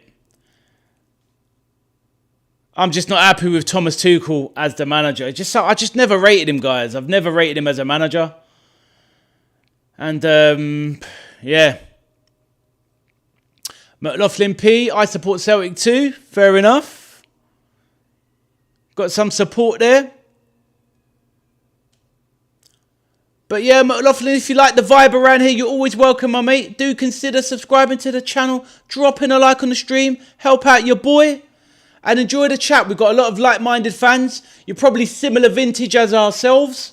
So yeah, it'd be lovely to have you on board. Right, England. What have you got? A bit of Delia Smith. Let's be having you. So Pat says, no, mate, the Australian you never walk on. Absolutely unbelievable. I think I might YouTube that and have a look. I was just having a look at the pre-season games for Liverpool. Not the greatest this year. Bit of Wrexham. How about you, Arthur? What are Arsenal's pre-season games? You got anything interesting?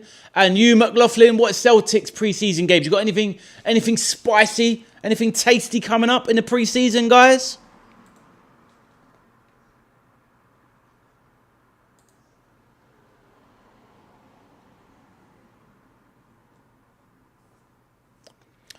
Yeah, just having a look at Liverpool's pre-season is Sunderland, Wrexham, Leeds, Monaco and Como.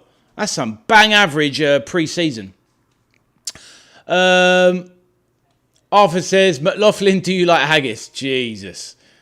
You're so Route 1, Arthur. McLaughlin says, Shamrock Rovers, Lisbon, Middlesbrough and AC Milan. That's what I mean. You got that AC Milan. That's what you want. You want that kind of a massive game, but you don't want someone who is, you don't want someone too familiar. But yeah, someone like, a famous club like AC Milan, that's what you want. So yeah, those are pretty decent, to be fair.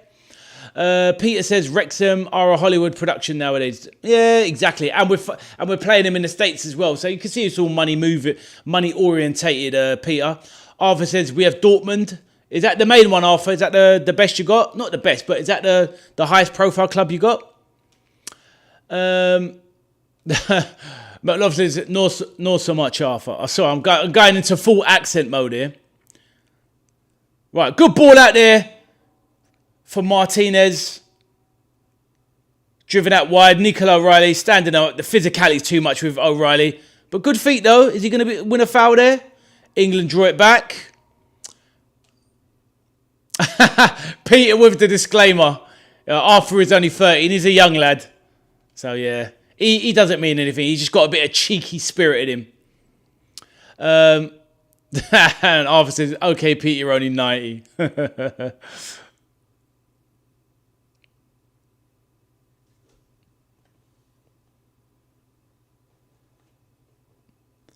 Apparently, according to the commentary, the second half is where England come alive. So, you know, we're in for a treat, guys.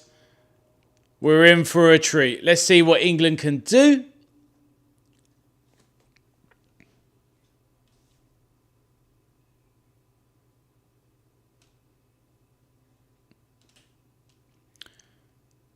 So a little bit of treatment here.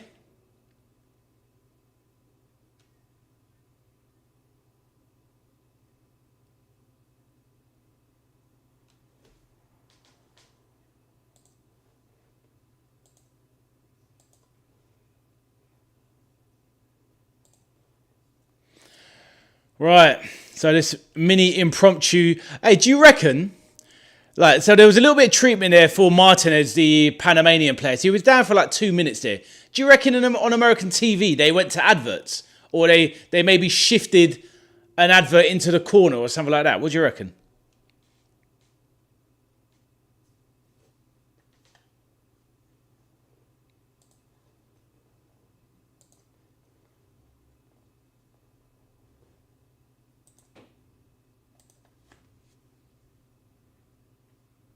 Right, Harry Kane bursting forward, but not much support up top. Right, lays it out wide now. Rashford burst into the box here, but had the ball nicked off his toes expertly. So the break comes to nothing. Panama very deep. Pickford out, launches one forward. McLaughlin, let us know how much you've staked, mate. What have you staked and how much are you likely to win? Let us know what odds you got.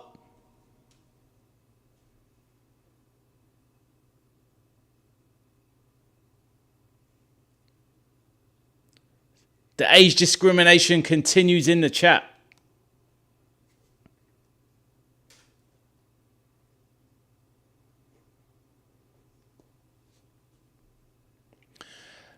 People just don't understand how many people need car insurance during hydration breaks. Exactly. It's thirsty work driving them cars. Right. Bellingham back heels into the box.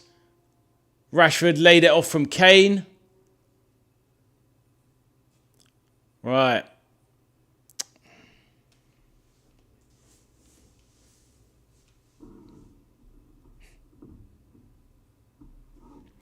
Ade, looking forward to your Liverpool watch-alongs and new series as you're getting more relaxed with your style. Cheers, my brother. Thank you very much. I'm really looking forward to them as well. One of the reasons I've done, if you heard me before, I was getting really disillusioned with football last season, St. Pat's, and not because of our form, just because the Premier League in general. So I thought this would be a way for me to enjoy football again, spice it up, be more engaged, make some new friends, talk about it along the way, and yeah, and obviously it's like I say, a little bit more relaxed as well, but also it's a lot easier when it's Liverpool because you just automatically know, bang, Kirkers has got it, or well, I was about to say Salah's got it, but you know that won't be the case. But you get the premise. So yeah, it's just easier in a Prem. Kane, is that going to fall to Kane? What's he going to do? Oh my God, how's that not a goal? Wow. Ball comes into the box. Harry Kane doesn't know much about it. Bit of a ricochet between the defender and Kane. And yeah, it just kind of ricochets and bounces over the bar. Wow. How did that clearance not end up in an own goal? Oh, Kane just can't get to it. Wow. The Panama centre-back clears it off of his partner. Should have scored. He didn't even know anything about it, Harry Kane. But either way, you would have thought that the ricochet would have went in. But yeah, Panama very lucky there. Not sure why that's a free kick there.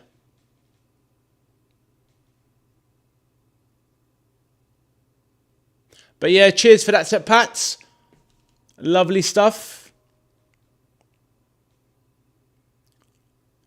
And that's the thing, whenever I'm watching Liverpool, I try not to be too biased anyway. I have to tell it how it is. If we're playing crap, we're playing crap. But hopefully Andoni is going to get us firing up the league. Yusuf says, why isn't Ghana playing Michael Essien? You joker. He retired about 58 years ago, bro. Right, Saka. England, very, very, very, very forward here. But Panama so deep. Spread it out wide. Rodriguez on the ball.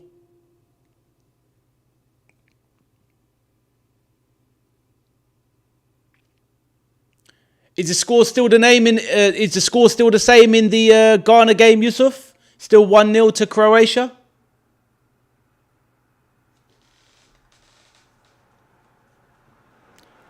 Arthur doing a bamboozling maths on you, Peter. You're 90 either way. So says King Arthur.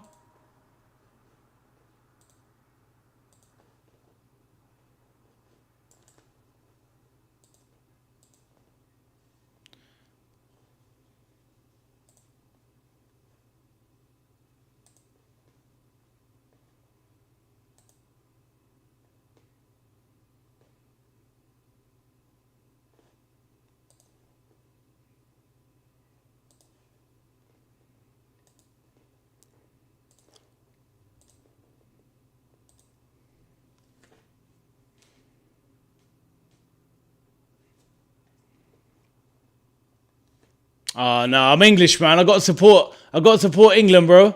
Rashford into the box. Hits the side netting. Yeah, can't do that, Yusuf. Got to follow the Three Lions, mate. The Three Lions. Yeah, I mean, that's the thing. I don't disagree, Arthur. He kind of drove into the box, but he took it too wide. Well, I don't know why he's going wide there. He's got to be coming a bit more central, but... Yeah.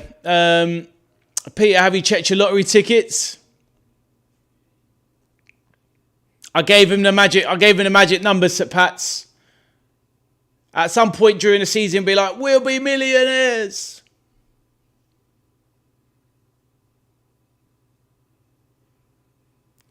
Right. Oh, good play there from Panama. Good turn and spin. But Elliot Anderson, like a rash, he's all over these boys. Right, it's broken to Panama. Bursting claw, edge of the box, has a shot. Curler, oh, just wide. Jesus. Panama all over us.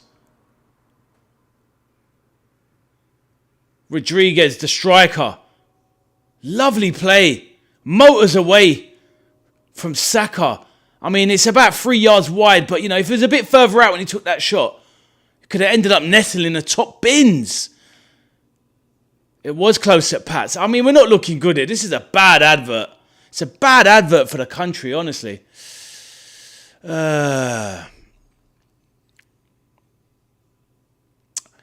Yusuf said, such as avoiding a group winner. Yeah, well, this is it. I think Yusuf, Arthur was saying earlier that, you know, if England finish second, they play Portugal or Colombia. I don't know who they would have got. I think, Arthur, sorry, who did you say we would have got if we topped the group, Arthur? It was someone easier, right? If we topped the group. I can't remember who you said now, but it was a lot easier. Put it this way, Yusuf, if England top the group, it's a lot easier. If they come second as they are now, they have to play Portugal or Colombia. So they need to win this group. Yeah, let us know, Arthur, who the second place team is, please, if you can remember. Right, ball into the box. Kane free. Shot. Good save. Camera height from the keeper, but at least Kane has got his eye in. Right, Rashford.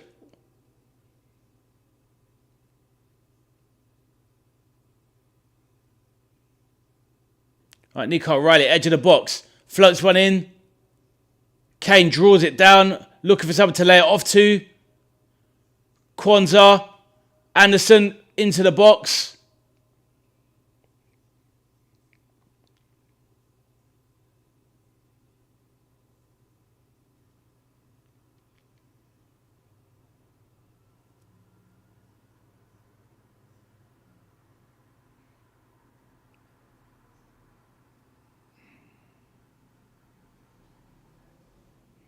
Yeah, good camera height there. Good save for the cameras there. But, you know, Kane needed to get his eye in at least. So hopefully next chance he gets, he can bury it.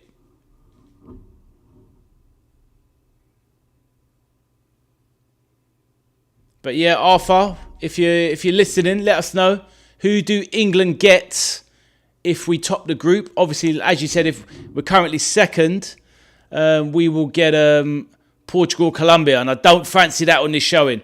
Because one of them two teams will definitely score goals against this England backline. So Pat says, Peter, you do it every week? ? Watched the YouTube video last week on a bloke who won 108 million. Lovely bloke. Wow, 108 mil. Right, Rashford in the box. Oh my God, awful play there. Disconnected, disjointed. Awful play from England. The only saving grace is that they're so deep, pushing Panama back. It's unlikely to break. Bellingham goes past one, tries to flash it over the defenders, but yeah, poor. 50 million are taxes probably. Arthur, who do we get, mate? If England come first in the group, let me know.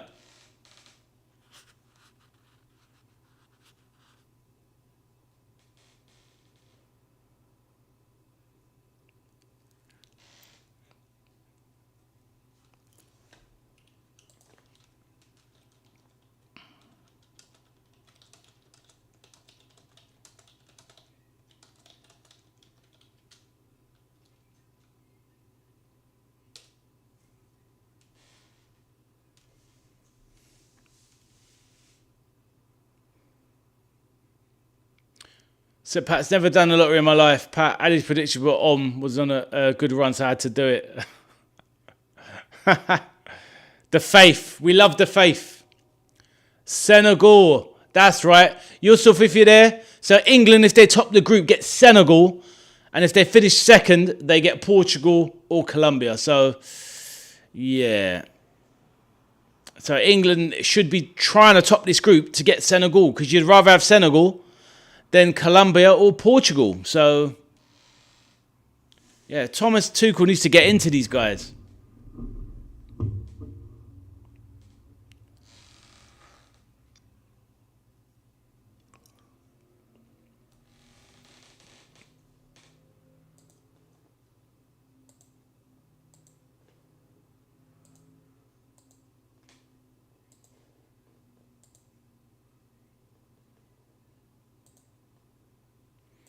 So Kwanzaa might be going off. Another right-back issue. So surely now that's Jed Spence coming on. So England developing a lot of problems at right-back. Tino Livramento, home. Reece James, basically home. Not going to make it. Now Kwanzaa, the third choice right-back it seems for Tuchel. He's done out here. And now it's Jed Spence coming on. Peter says Tuchel needs to take his Southgate waistcoat off. He really does, mate.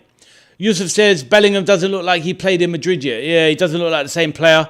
Playing a bit deeper today. But yeah, I hear you, Yusuf. Did you hear that? What I was saying about England? If they top the group, they get Senegal, and if they come second, they get. Bellingham scores just as you mentioned it from the corner. It drops him in the box, and that's it. England's star man does it. Let's go. The Three Lions are in front. A little bit fortunate. Corner comes in, drops in the box. Panama defender doesn't go with it. Drops to Jude, slaps it home from 3-4 yards out. Job done. Let's go. You said it. It's your fault, Yusuf. It's your fault. So keep talking, mate. You're like, this Jude Bellingham. Where's the Madrid Bellingham? Where's he turning up? There he is. Let's go. Swings a foot at it. Gutierrez trying to defend. Little man. The big man always beats the little man. A good big man always beats a good little man. Jude comes up to the camera giving it that's such an epic celebration. Like, it's all about me. Then he comes over to the crowd. He's giving it the yes.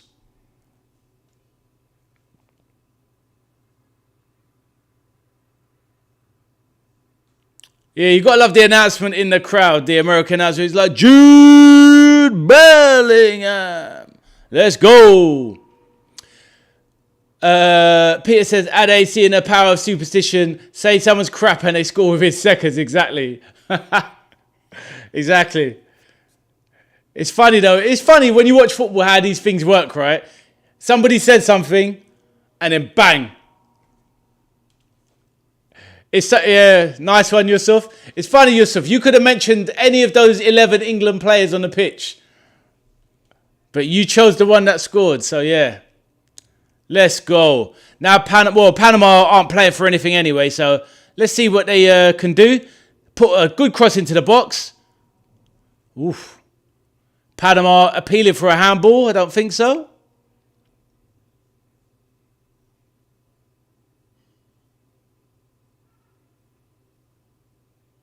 Right. Dangerous. Oh, giving chances away. Rodriguez puts one wide, but the offside trap was sprung.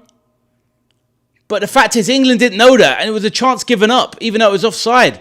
It's just poor defense. Honestly, England's defense is crap. It just does my head in. Flipping. Oh, no wonder we were going for the handball. Because it hit Morgan Rogers. He did a bit of a cross in front of him across his chest, but no. Peter says, go ahead, the Panama. No, we don't like that, Peter. Right. So Pat says, mate, I'll take it, but it's hardly goal of the tournament. I want a 25-yard volley with sparks coming off it. Yeah, I hear you, bro. I hear you. Right, we've got Noni Madueke on as the crowd shows David Beckham in the crowd. You know when you're getting old and you look at Beckham and he just looks mad old. I'm like, raw. Right, ball into the box. Kane over. Rodgers trying to get onto a volley. Hopefully England could turn on a bit of style and get this. All right, lovely back heel there by Morgan Rogers. Rashford twisted and turning in the edge of the box. Harry Kane, left-footed. Ooh. England lining up for shots now.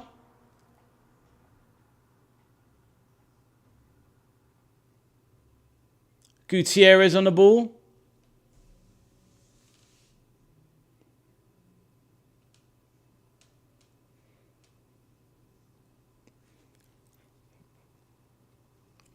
Peter said, David Beckham, how much money does that guy spend? He's never stopped doing TV app. Do you know what I mean? I know that people like that make money, they love money, but, you know, the influence he's got and whatnot, you know, he's always on, you're right, he's always doing TV adverts. It's like, how much money do you need, bro? Relax.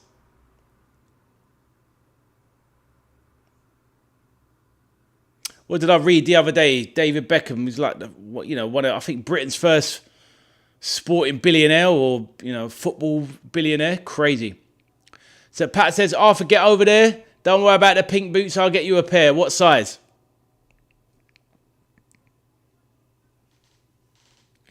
Right, so England top of the group. That's good to see. Ghana probably will still all make it as well. Ghana, Croatia, make it out of the group. Ghana will go through as one of the best third place teams. Rodgers over the box. Kane! And it's there! Harry's done it! Lovely goal. Let's go! Come on. Great play from Morgan Rogers. Ducks left, ducks right. Dinks one into the box. And Harry's there. Big H. Boom. 2-0. Let's go.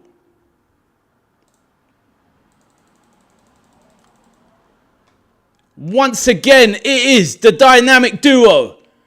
First it's Jude and then it's Harry.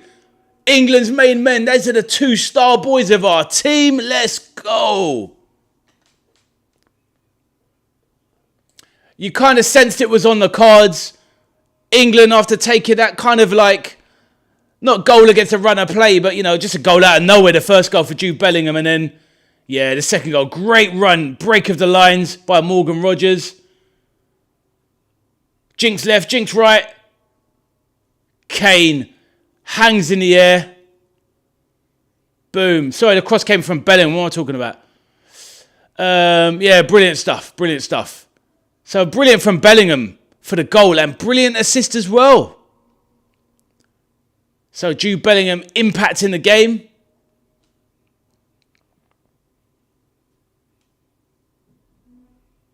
Peter says, Arthur size 7. Easy lad. 13 years of age, yes, size 7. Peter said, nothing but the best boot for Arthur Diodora, made in Italy or made in Japan's Mizuno.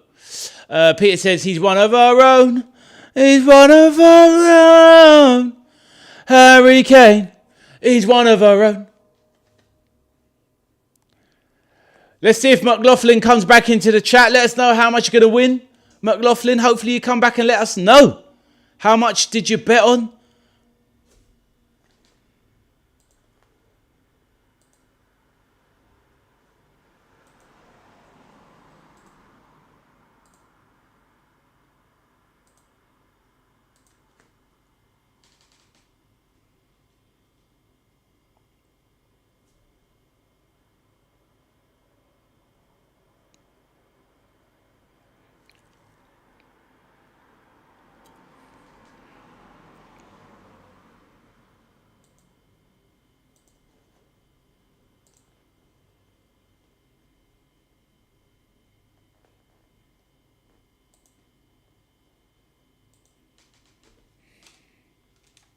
Pete, is there still time for a tour? I don't think so, bro.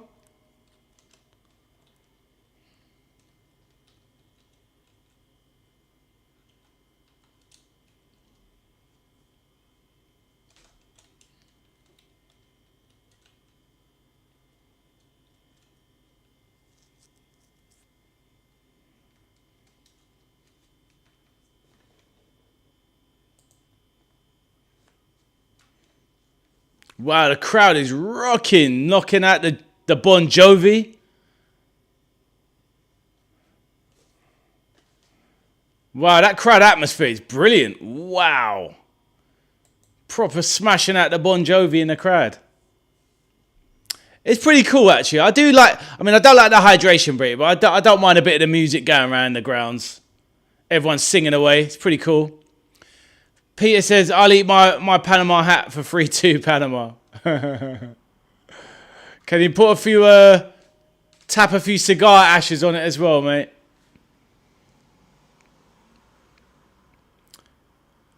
Ebericha Eze coming on.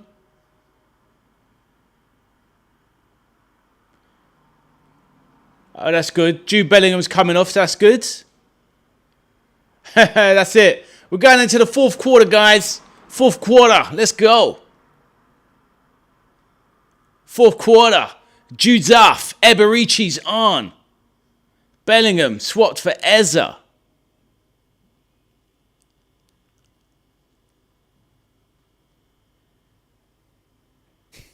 Huh, huh. 22-48. Huh, huh. Fourth quarter. So Pat says, because we're playing close to New York, they might serve coffee in a hydration break. Sponsored by Maxwell House. Jeez. Maxwell House. Ugh. Grim. Excuse me. I'm very much a coffee snob, I'll have you know. Nothing but Lavazza and my coffee machine for me. No instant passes these lips. It's got to be the grounded bean, sir. The grounded bean.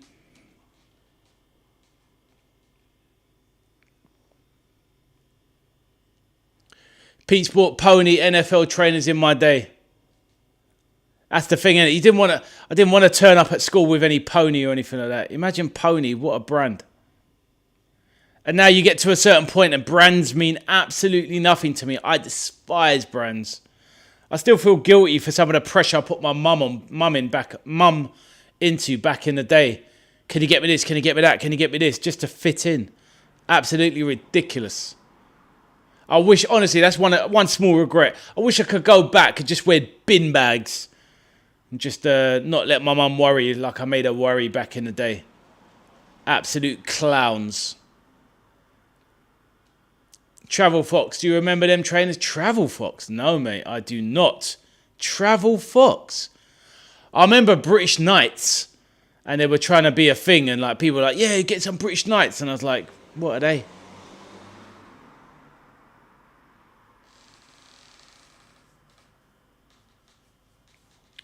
The weirdest one was High Tech. It was kind of like all right, but seen as a bit of a crap knockoff. But they were kind of not bad, but cheap at the same time. It's weird, High Tech. They didn't have that. They didn't have that. They didn't have that street cred, High Tech. Some people might give you a bit of street cred for High Tech. Others would be like, ooh. Diaz there. Peter says, mega expensive, about 150 quid in the late 80s. Really? Never heard of him. So, Pats, me too. If I'm ever offered a coffee at a meeting and I can't see a decent coffee machine, I have a boiled water. I can't stand the smell of instant. I know, mate. It's, yeah. And that's the thing. I was never into, due to my job, I was, I didn't really drink hot drinks in my whole life. That's only about 4 years ago I started drinking coffee, but straight away I'm on the bean. I'm with you, Sir Pats. Definitely a tart when it comes to coffee, 100%. Terry McCann was High Tech.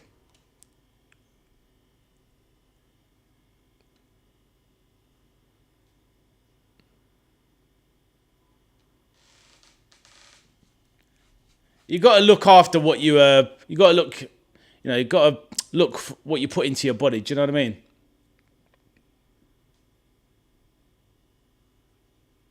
He says after eating some Reese's ice cream on stream earlier, but, a little treat. Come on. Jeez. Some poor reaction time there in the England box. Looking for a foul that wasn't coming. Play to the whistle, boys. Joke. Peter says, I don't like coffee, but a Spanish girl I lived with, coffee smelled amazing. Yeah, but was it instant though? Or did she have like a bit of a fancy machine? Or was it that she was so attractive that anything she made smelled good? Because you know what us men are like? We are fickle like that. Arthur says, Ghana just equalised. Cool. So so Ghana are now what? So are they still, is it joint second for them? Or obviously someone's got to be there on goal difference. Probably Ghana are, Ghana must be second on goal difference. Right, England, a bit of head tennis in the box. Yeah, 1-1. So Ghana is second and Croatia's third. Peter said it was on a weird metal pot on a cooker. It's called a little education for you, PTO man, a cafetiere. So she cooked. She made it on a cafetiere. It probably did smell wonderful in the morning. Actually, there is something lovely about the smell of coffee in the morning, especially when you're mangled. First, England 7 points. Boom. Ghana must be on 5. And of course, Croatia on 4th. Yeah. My bad. Oh no. Yeah. That's right. Yeah, and Croatia on 4.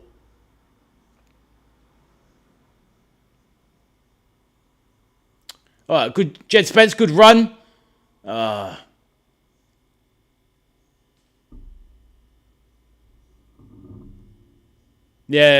I'm with you, Arthur. Yep.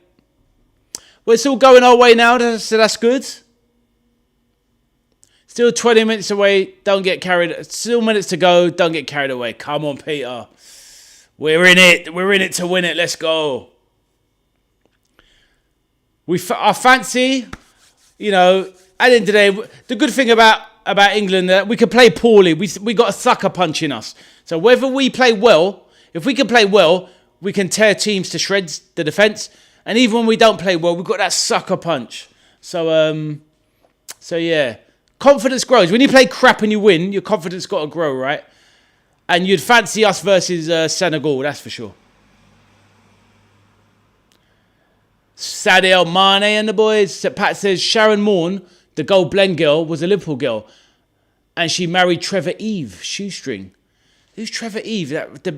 Well, first of all, I need to know what Sharon Moore looks like. So give me a sec there, Pats.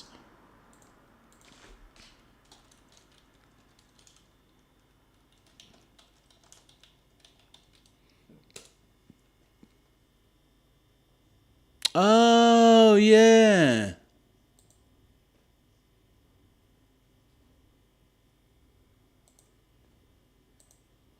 Oh, I don't know why I'm showing Lionel. See, I remember her. I remember the adverts vaguely now. She looks like I'm pretty sure she was in a soap as well. Yeah, nice lady. Nice looking lady. Those who know, know. Well, Sir Pats, you definitely know a thing or two about the ladies. I'm sure Jan's not listening to this bit.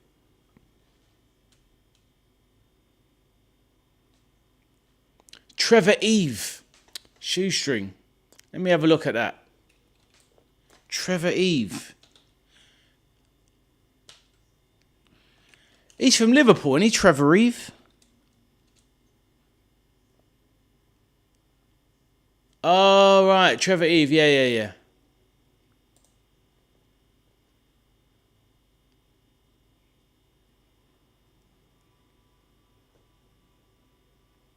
Ah, he's from Birmingham. But yeah, Trevor Eve, yeah.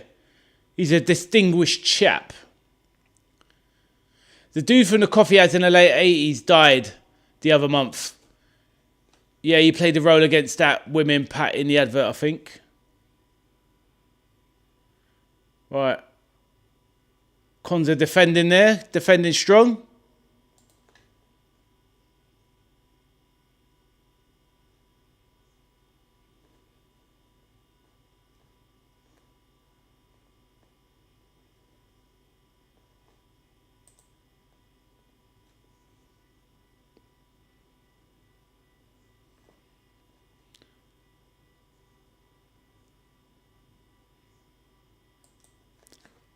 Next up, Senegal. Arthur says, we take it. A 4-minute VAR check, Arthur, on that goal, apparently. Because you mentioned it about 5 minutes ago, and it's like, Jesus, they took all that time to decide whether it was a goal or not.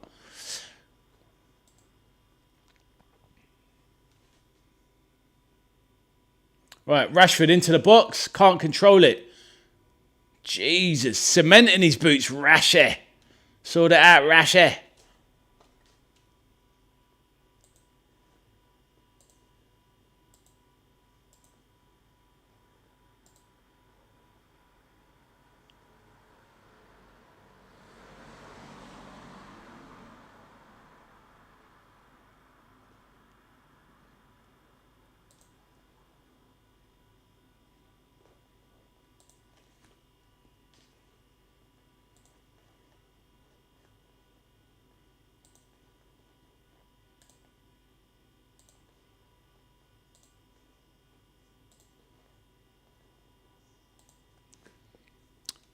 Yep, that's right, St. Pats. We've got Senegal, yep.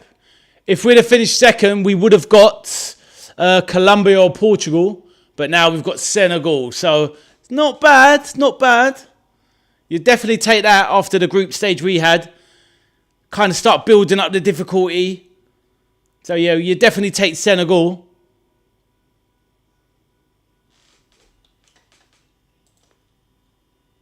All right, Madueke to the byline. Puts it across.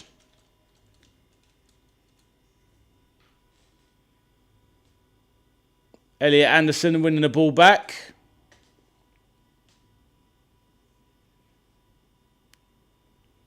Good defense from Gahey there.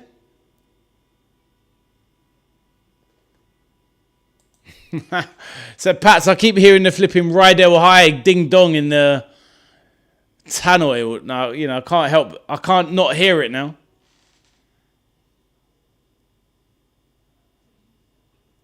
Ollie Watkins coming on. That's good. Give Harry a break. Should have took him off after he scored the goal. Jordan Henderson coming on.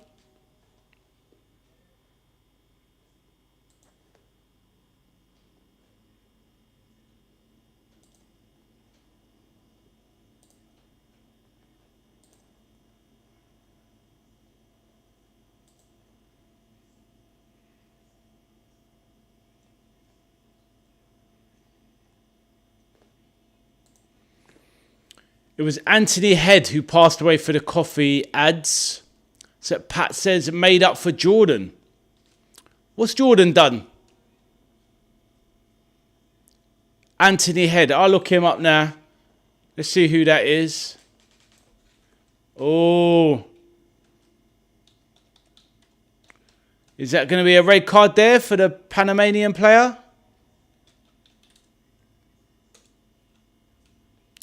Oh. Anthony Head. Yeah.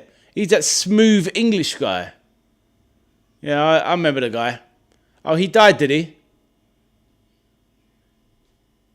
He's a bit of a cad, Peter. He's that kind of cad type. Oh, Jordan Henderson. Oh, I thought you meant the country Jordan. Okay, I see what you mean. Yeah, let's get Hendo on. Let him see out games. That's what you want. Nearly, Peter. Nearly. Let's slow it down a bit. Not quite. Nearly. And when I've had a shave as well.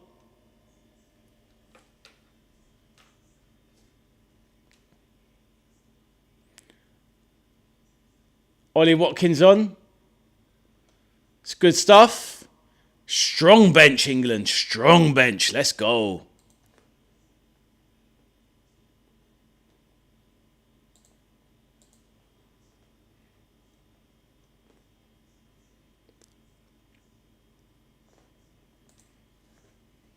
That's it. Hendo's captain. Whoop, whoop. All right, Madueke now. Got Jet Spencer on the overlap. Tries to cut inside. Goes down. Nah, he was a smooth guy.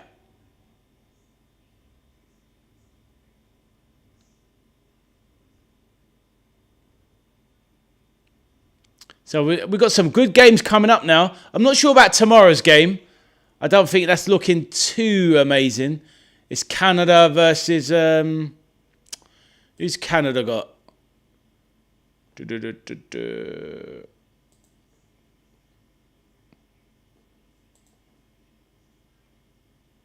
Right, who we got here? Hendo tries to put it across the box. Rashford still nearly got the ball. Yeah, Canada versus South Africa. Yeah, just not the greatest spectacle there, but it could be goals. Arthur says, why have we brought on Hendo? He's old and rubbish and washed. You tell him, Pat. No respect for a great Liverpool captain. Arthur, he's an experienced man. He can see out games. Leadership. It's not always about the energy. And he's got enough battery in those 36-year-old legs to last 6 minutes, mate. He's a winner. He's a leader.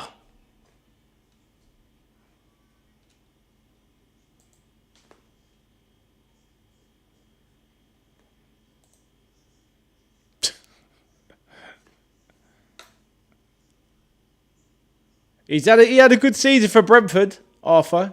Very good. He was very good for Brentford all season, to be fair. Oh, Arthur, that reminds me, because obviously you're talking about Hendo being washed. Now, obviously,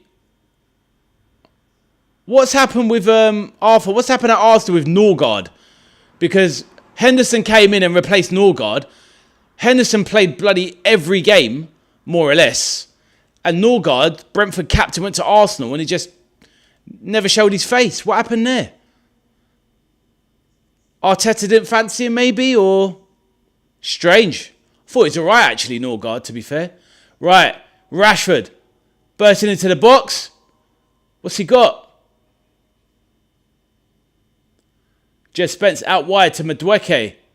What's he going to do? Floats one to the back stick. Good cross by Madueke.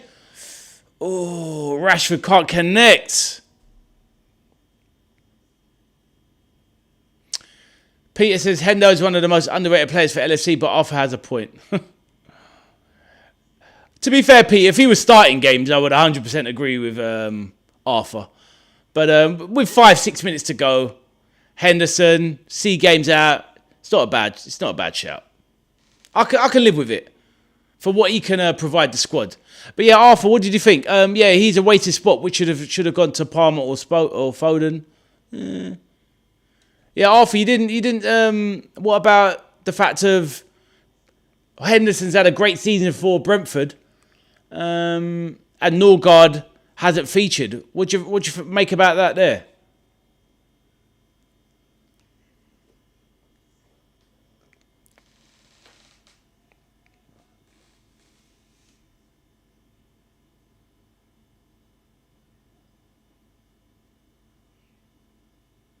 Oh, Panama going down in the box. Desperate. Get up, you lemon. Welcome to Rydell High. Heidi High campers. These tannoys they're out of control.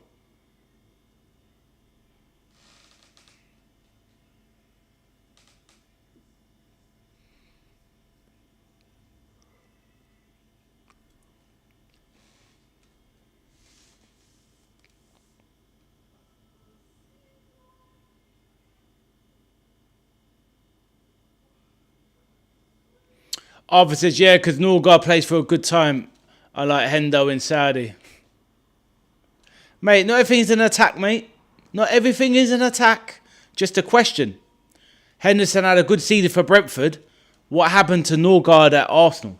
Did Arteta just not fancy him? Why did we not see more of him? I thought Norgard's actually an alright player. Oof. Good strike there from Ishmael Diaz.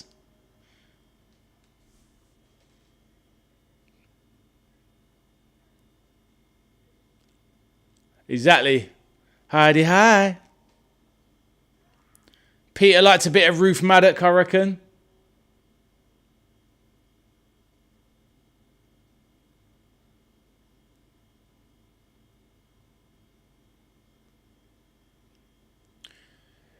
He plays behind the best Prem player. Yeah, but don't you think he should have... well, that's your opinion. But don't you think he should have given... don't know, Declan a bit more of a break? I don't ever remember seeing Norgard at all. How many times did he even play? It's a very strange signing, to be honest. To not use him, he must have... did he even start any Prem games? I don't even remember him playing at all. Nah, there was better looking girls than Ruth. Yeah, I know, yeah, there was, but... Alright, here you go. What we got here? Madueke. He can't finish his dinner as usual. Absolutely can't stand that player. Useless. Get him out. Right. Because he can't finish his dinner. And Panama score. Oh, it's offside. Lucky. Rodriguez nearly getting an equaliser. Flipping hell, man. Do you know what? All because Madueke can't finish his dinner. He's so awful.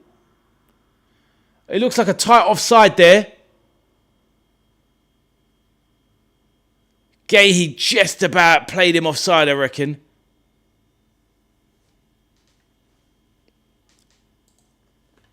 Very tight. Panama nearly getting a decent consolation. Tuchel, head in hands, is thinking, what am I watching?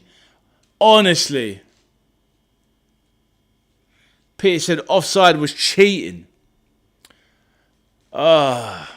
That's why it's stuff like this that just takes the confidence away of England. Right, good through ball there. Rashford, Watkins on the byline. Good strength, holding it up, lays it off.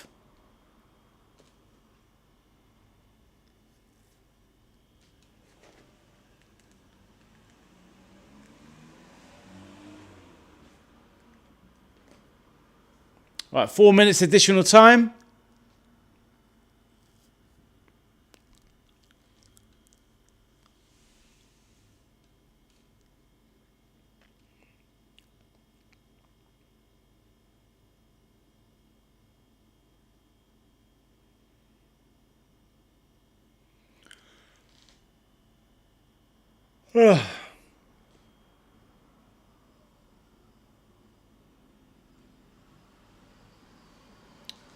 Commentator Sam Matterface giving England a lot of excuses. That could have been another goal there for Panama. Oh, we just give away too many chances. Just can't see us doing it. We give away too many chances. Peter says if Beardo, Gaz and Lineker ain't winning, then this year's team would be lucky. Yeah, I hear you, man. I do hear you. Do you know what I mean? Throw John Barnes into it as well. Butcher, Shilton and them guys. Yeah, we're just... England are lopsided. We're top heavy. We've got a lot of power and pace up top. Oh, honestly, and the offside is so close. It's so much closer than it looked in real time. Fractions. But, you know, even after that, they could have scored. Lovely ball floated into the box. Player just needs to get a header onto it. He had a Robin Van Persie kind of opportunity. Could have got one. Barnes with a secret weapon. Should have been.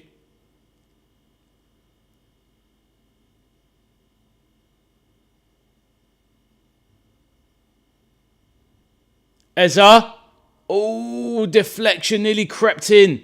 England corner. Eberici.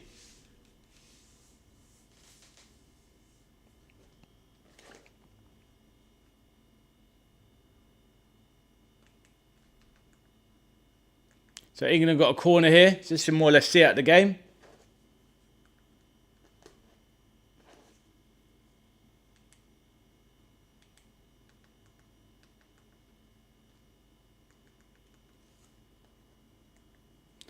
Right, Jordan Henderson on the corner. 1 sec, set Pats. Let's just see this corner. Right, Jordan with a nice... clear, too easy. So Pat said, expansive game now. It's opening up. That Panama striker must be gutted. It was a nice looking goal which took well. He did, mate. He did take it well.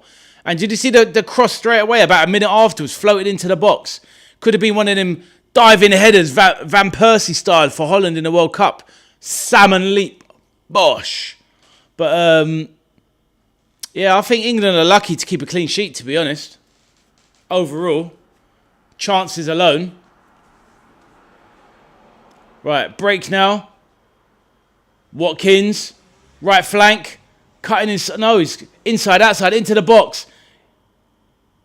Laid it across. Decent save by Mosquera. Picked up by Rodriguez now. Ishmael. England have hunted in pairs though.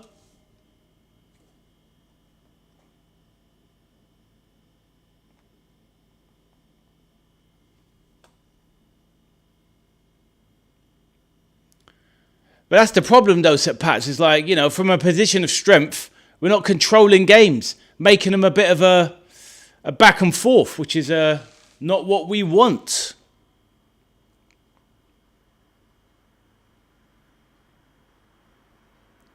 Full time, Arthur says. I'm probably about 10, 15 seconds behind, but it's coming up. And the ref has blown the whistle, full time. And that is all she wrote.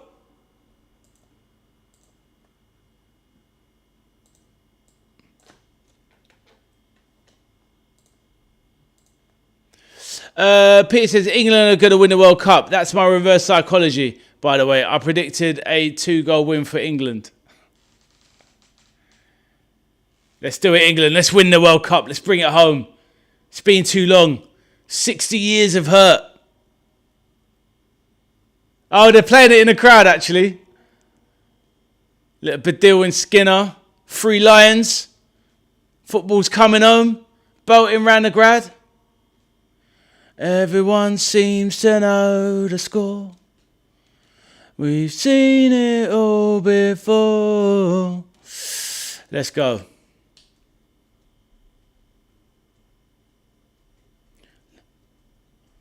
Lineker scoreboard, be belting the ball, and Psycho screaming 3 lines on a shirt. It's all good. No worries, Arthur. Thanks for staying up for us, man. Obviously enjoying the game, but good to have you, mate. See you soon. Hopefully in a couple of days when I'm back. Not taking tomorrow off. New order or nothing. 3 lines was Badil and Skinner. It was a bad one, yeah? I don't know. It was very cheesy. It wasn't a bad... I mean, that's... You can't beat the New Order song, Peter. You're right. That was just an absolute banger. It just seemed so original back in the day, didn't it?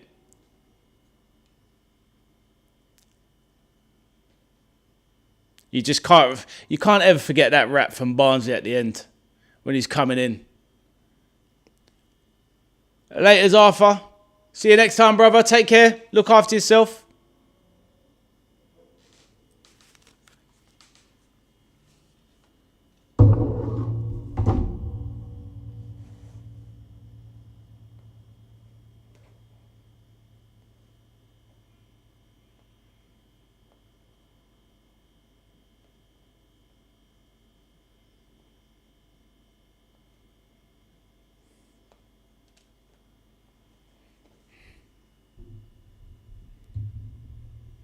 Addy, that's the You'll Never Walk Alone link. It'll blow your mind.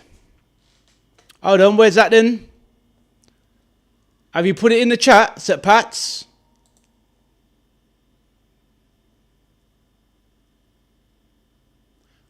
See you later, Arthur. Take care, mate.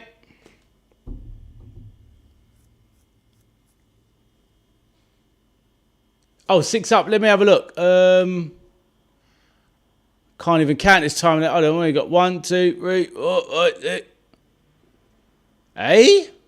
I can't see anything, Sir Pats.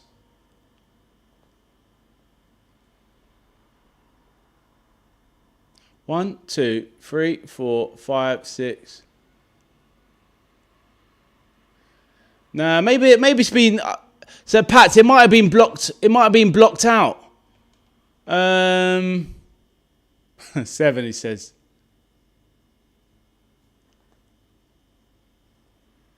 You mean 7 are yours? Hold on a minute.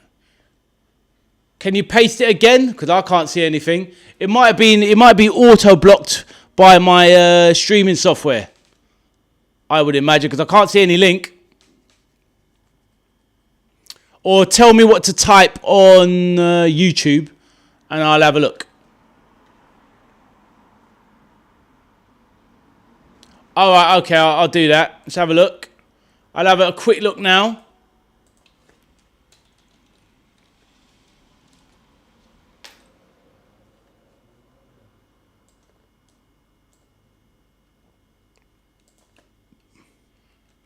$96,000, yeah?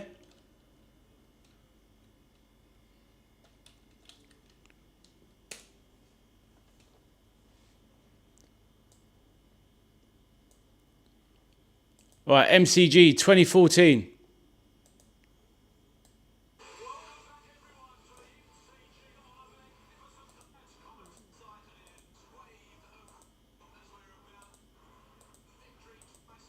Oh, it's got Big Ange. Big Ange is there. Stevie G. Who was that goalkeeper? Brad Jones.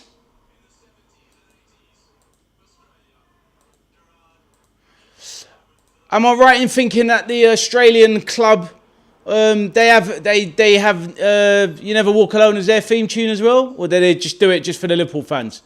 Yeah, I know he is, Peter. Yeah, Big Ange.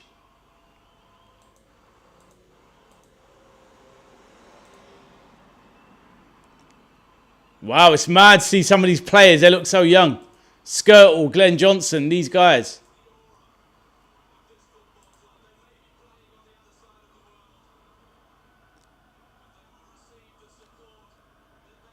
Bloody hell, 96,000. That is crazy. Oh yeah, Brad Jones. He was Aussie, weren't he? Yeah. He was a bang average keeper, those at Pats. He was a bang average keeper.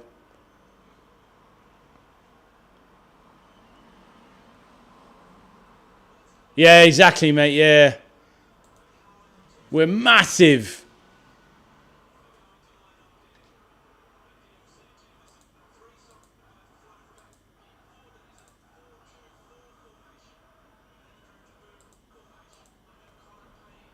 Andre Wisdom playing for Liverpool. It's weird. I had high hopes for him, Andre Wisdom. I thought he was going to be a player. Got into a bit of the shady life. It's a sea of red. Yeah, watching it now.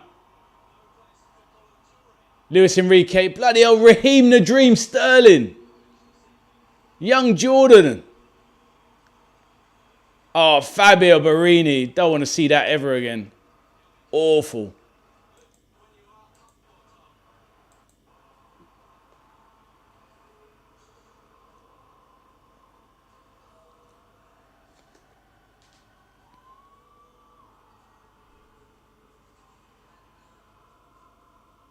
Wow, that's crazy. It really is a sea of red, isn't it? Wow, it's incredible.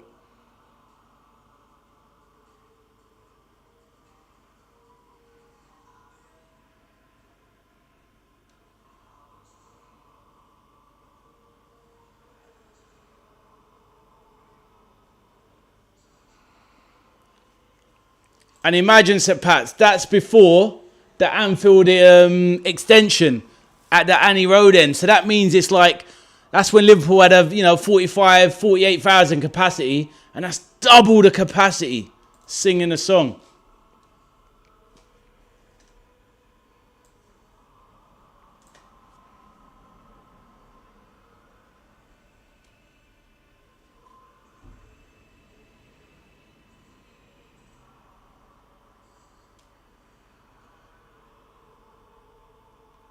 Oh, the chorus now.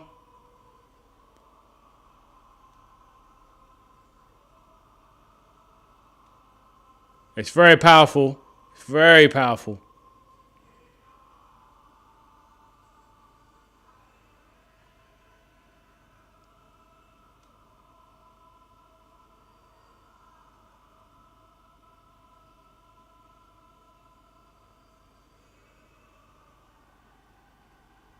Ooh, goosebump stuff.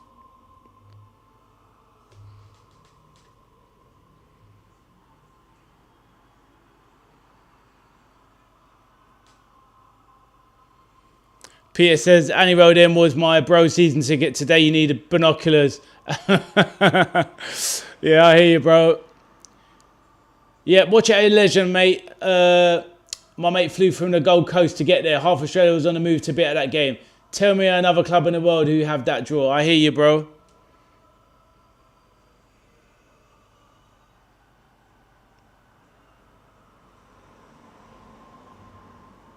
Yeah, I'll bookmark this one. I'll watch it again properly. With a bit louder next time, obviously. Got to beware the old YouTube shenanigans. But yeah, that is epic, though. It's just so nice to see as well.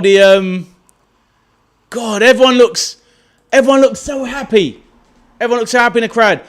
Good night, St. Pat's. Have a lovely evening, mate. Enjoy your day tomorrow. Hopefully see you again in a couple of days when I'm back. Keep enjoying your holiday. Love to Jan. Take care.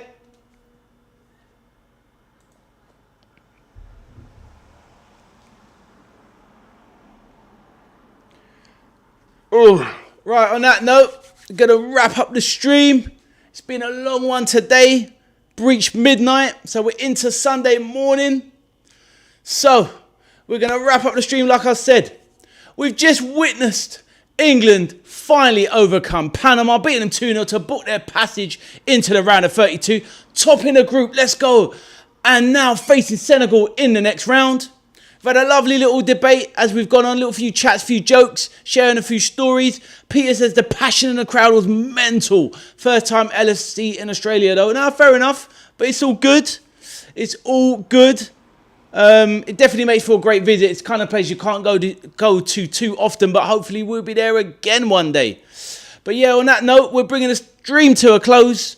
Enjoyed the conversation, enjoyed the game. Peter says, latest broski, see you soon. Take care, my man. Enjoy your Sunday tomorrow. Hopefully catch you next week. Yes, and we've seen England get through to the next round. So on that note, my name is Ade. We're bringing the stream to the close. This is my channel, The Veteran Arcade Soldier, playing retro games, new age stuff, Resident Evil, Street Fighter 6, and following all the best football that we have in the World Cup. Sleep well. Peter, you too, mate. Take care. And if anybody catches this back later as a YouTube VOD, then please do drop a like on the stream and consider subscribing to the channel. Thank you and take care.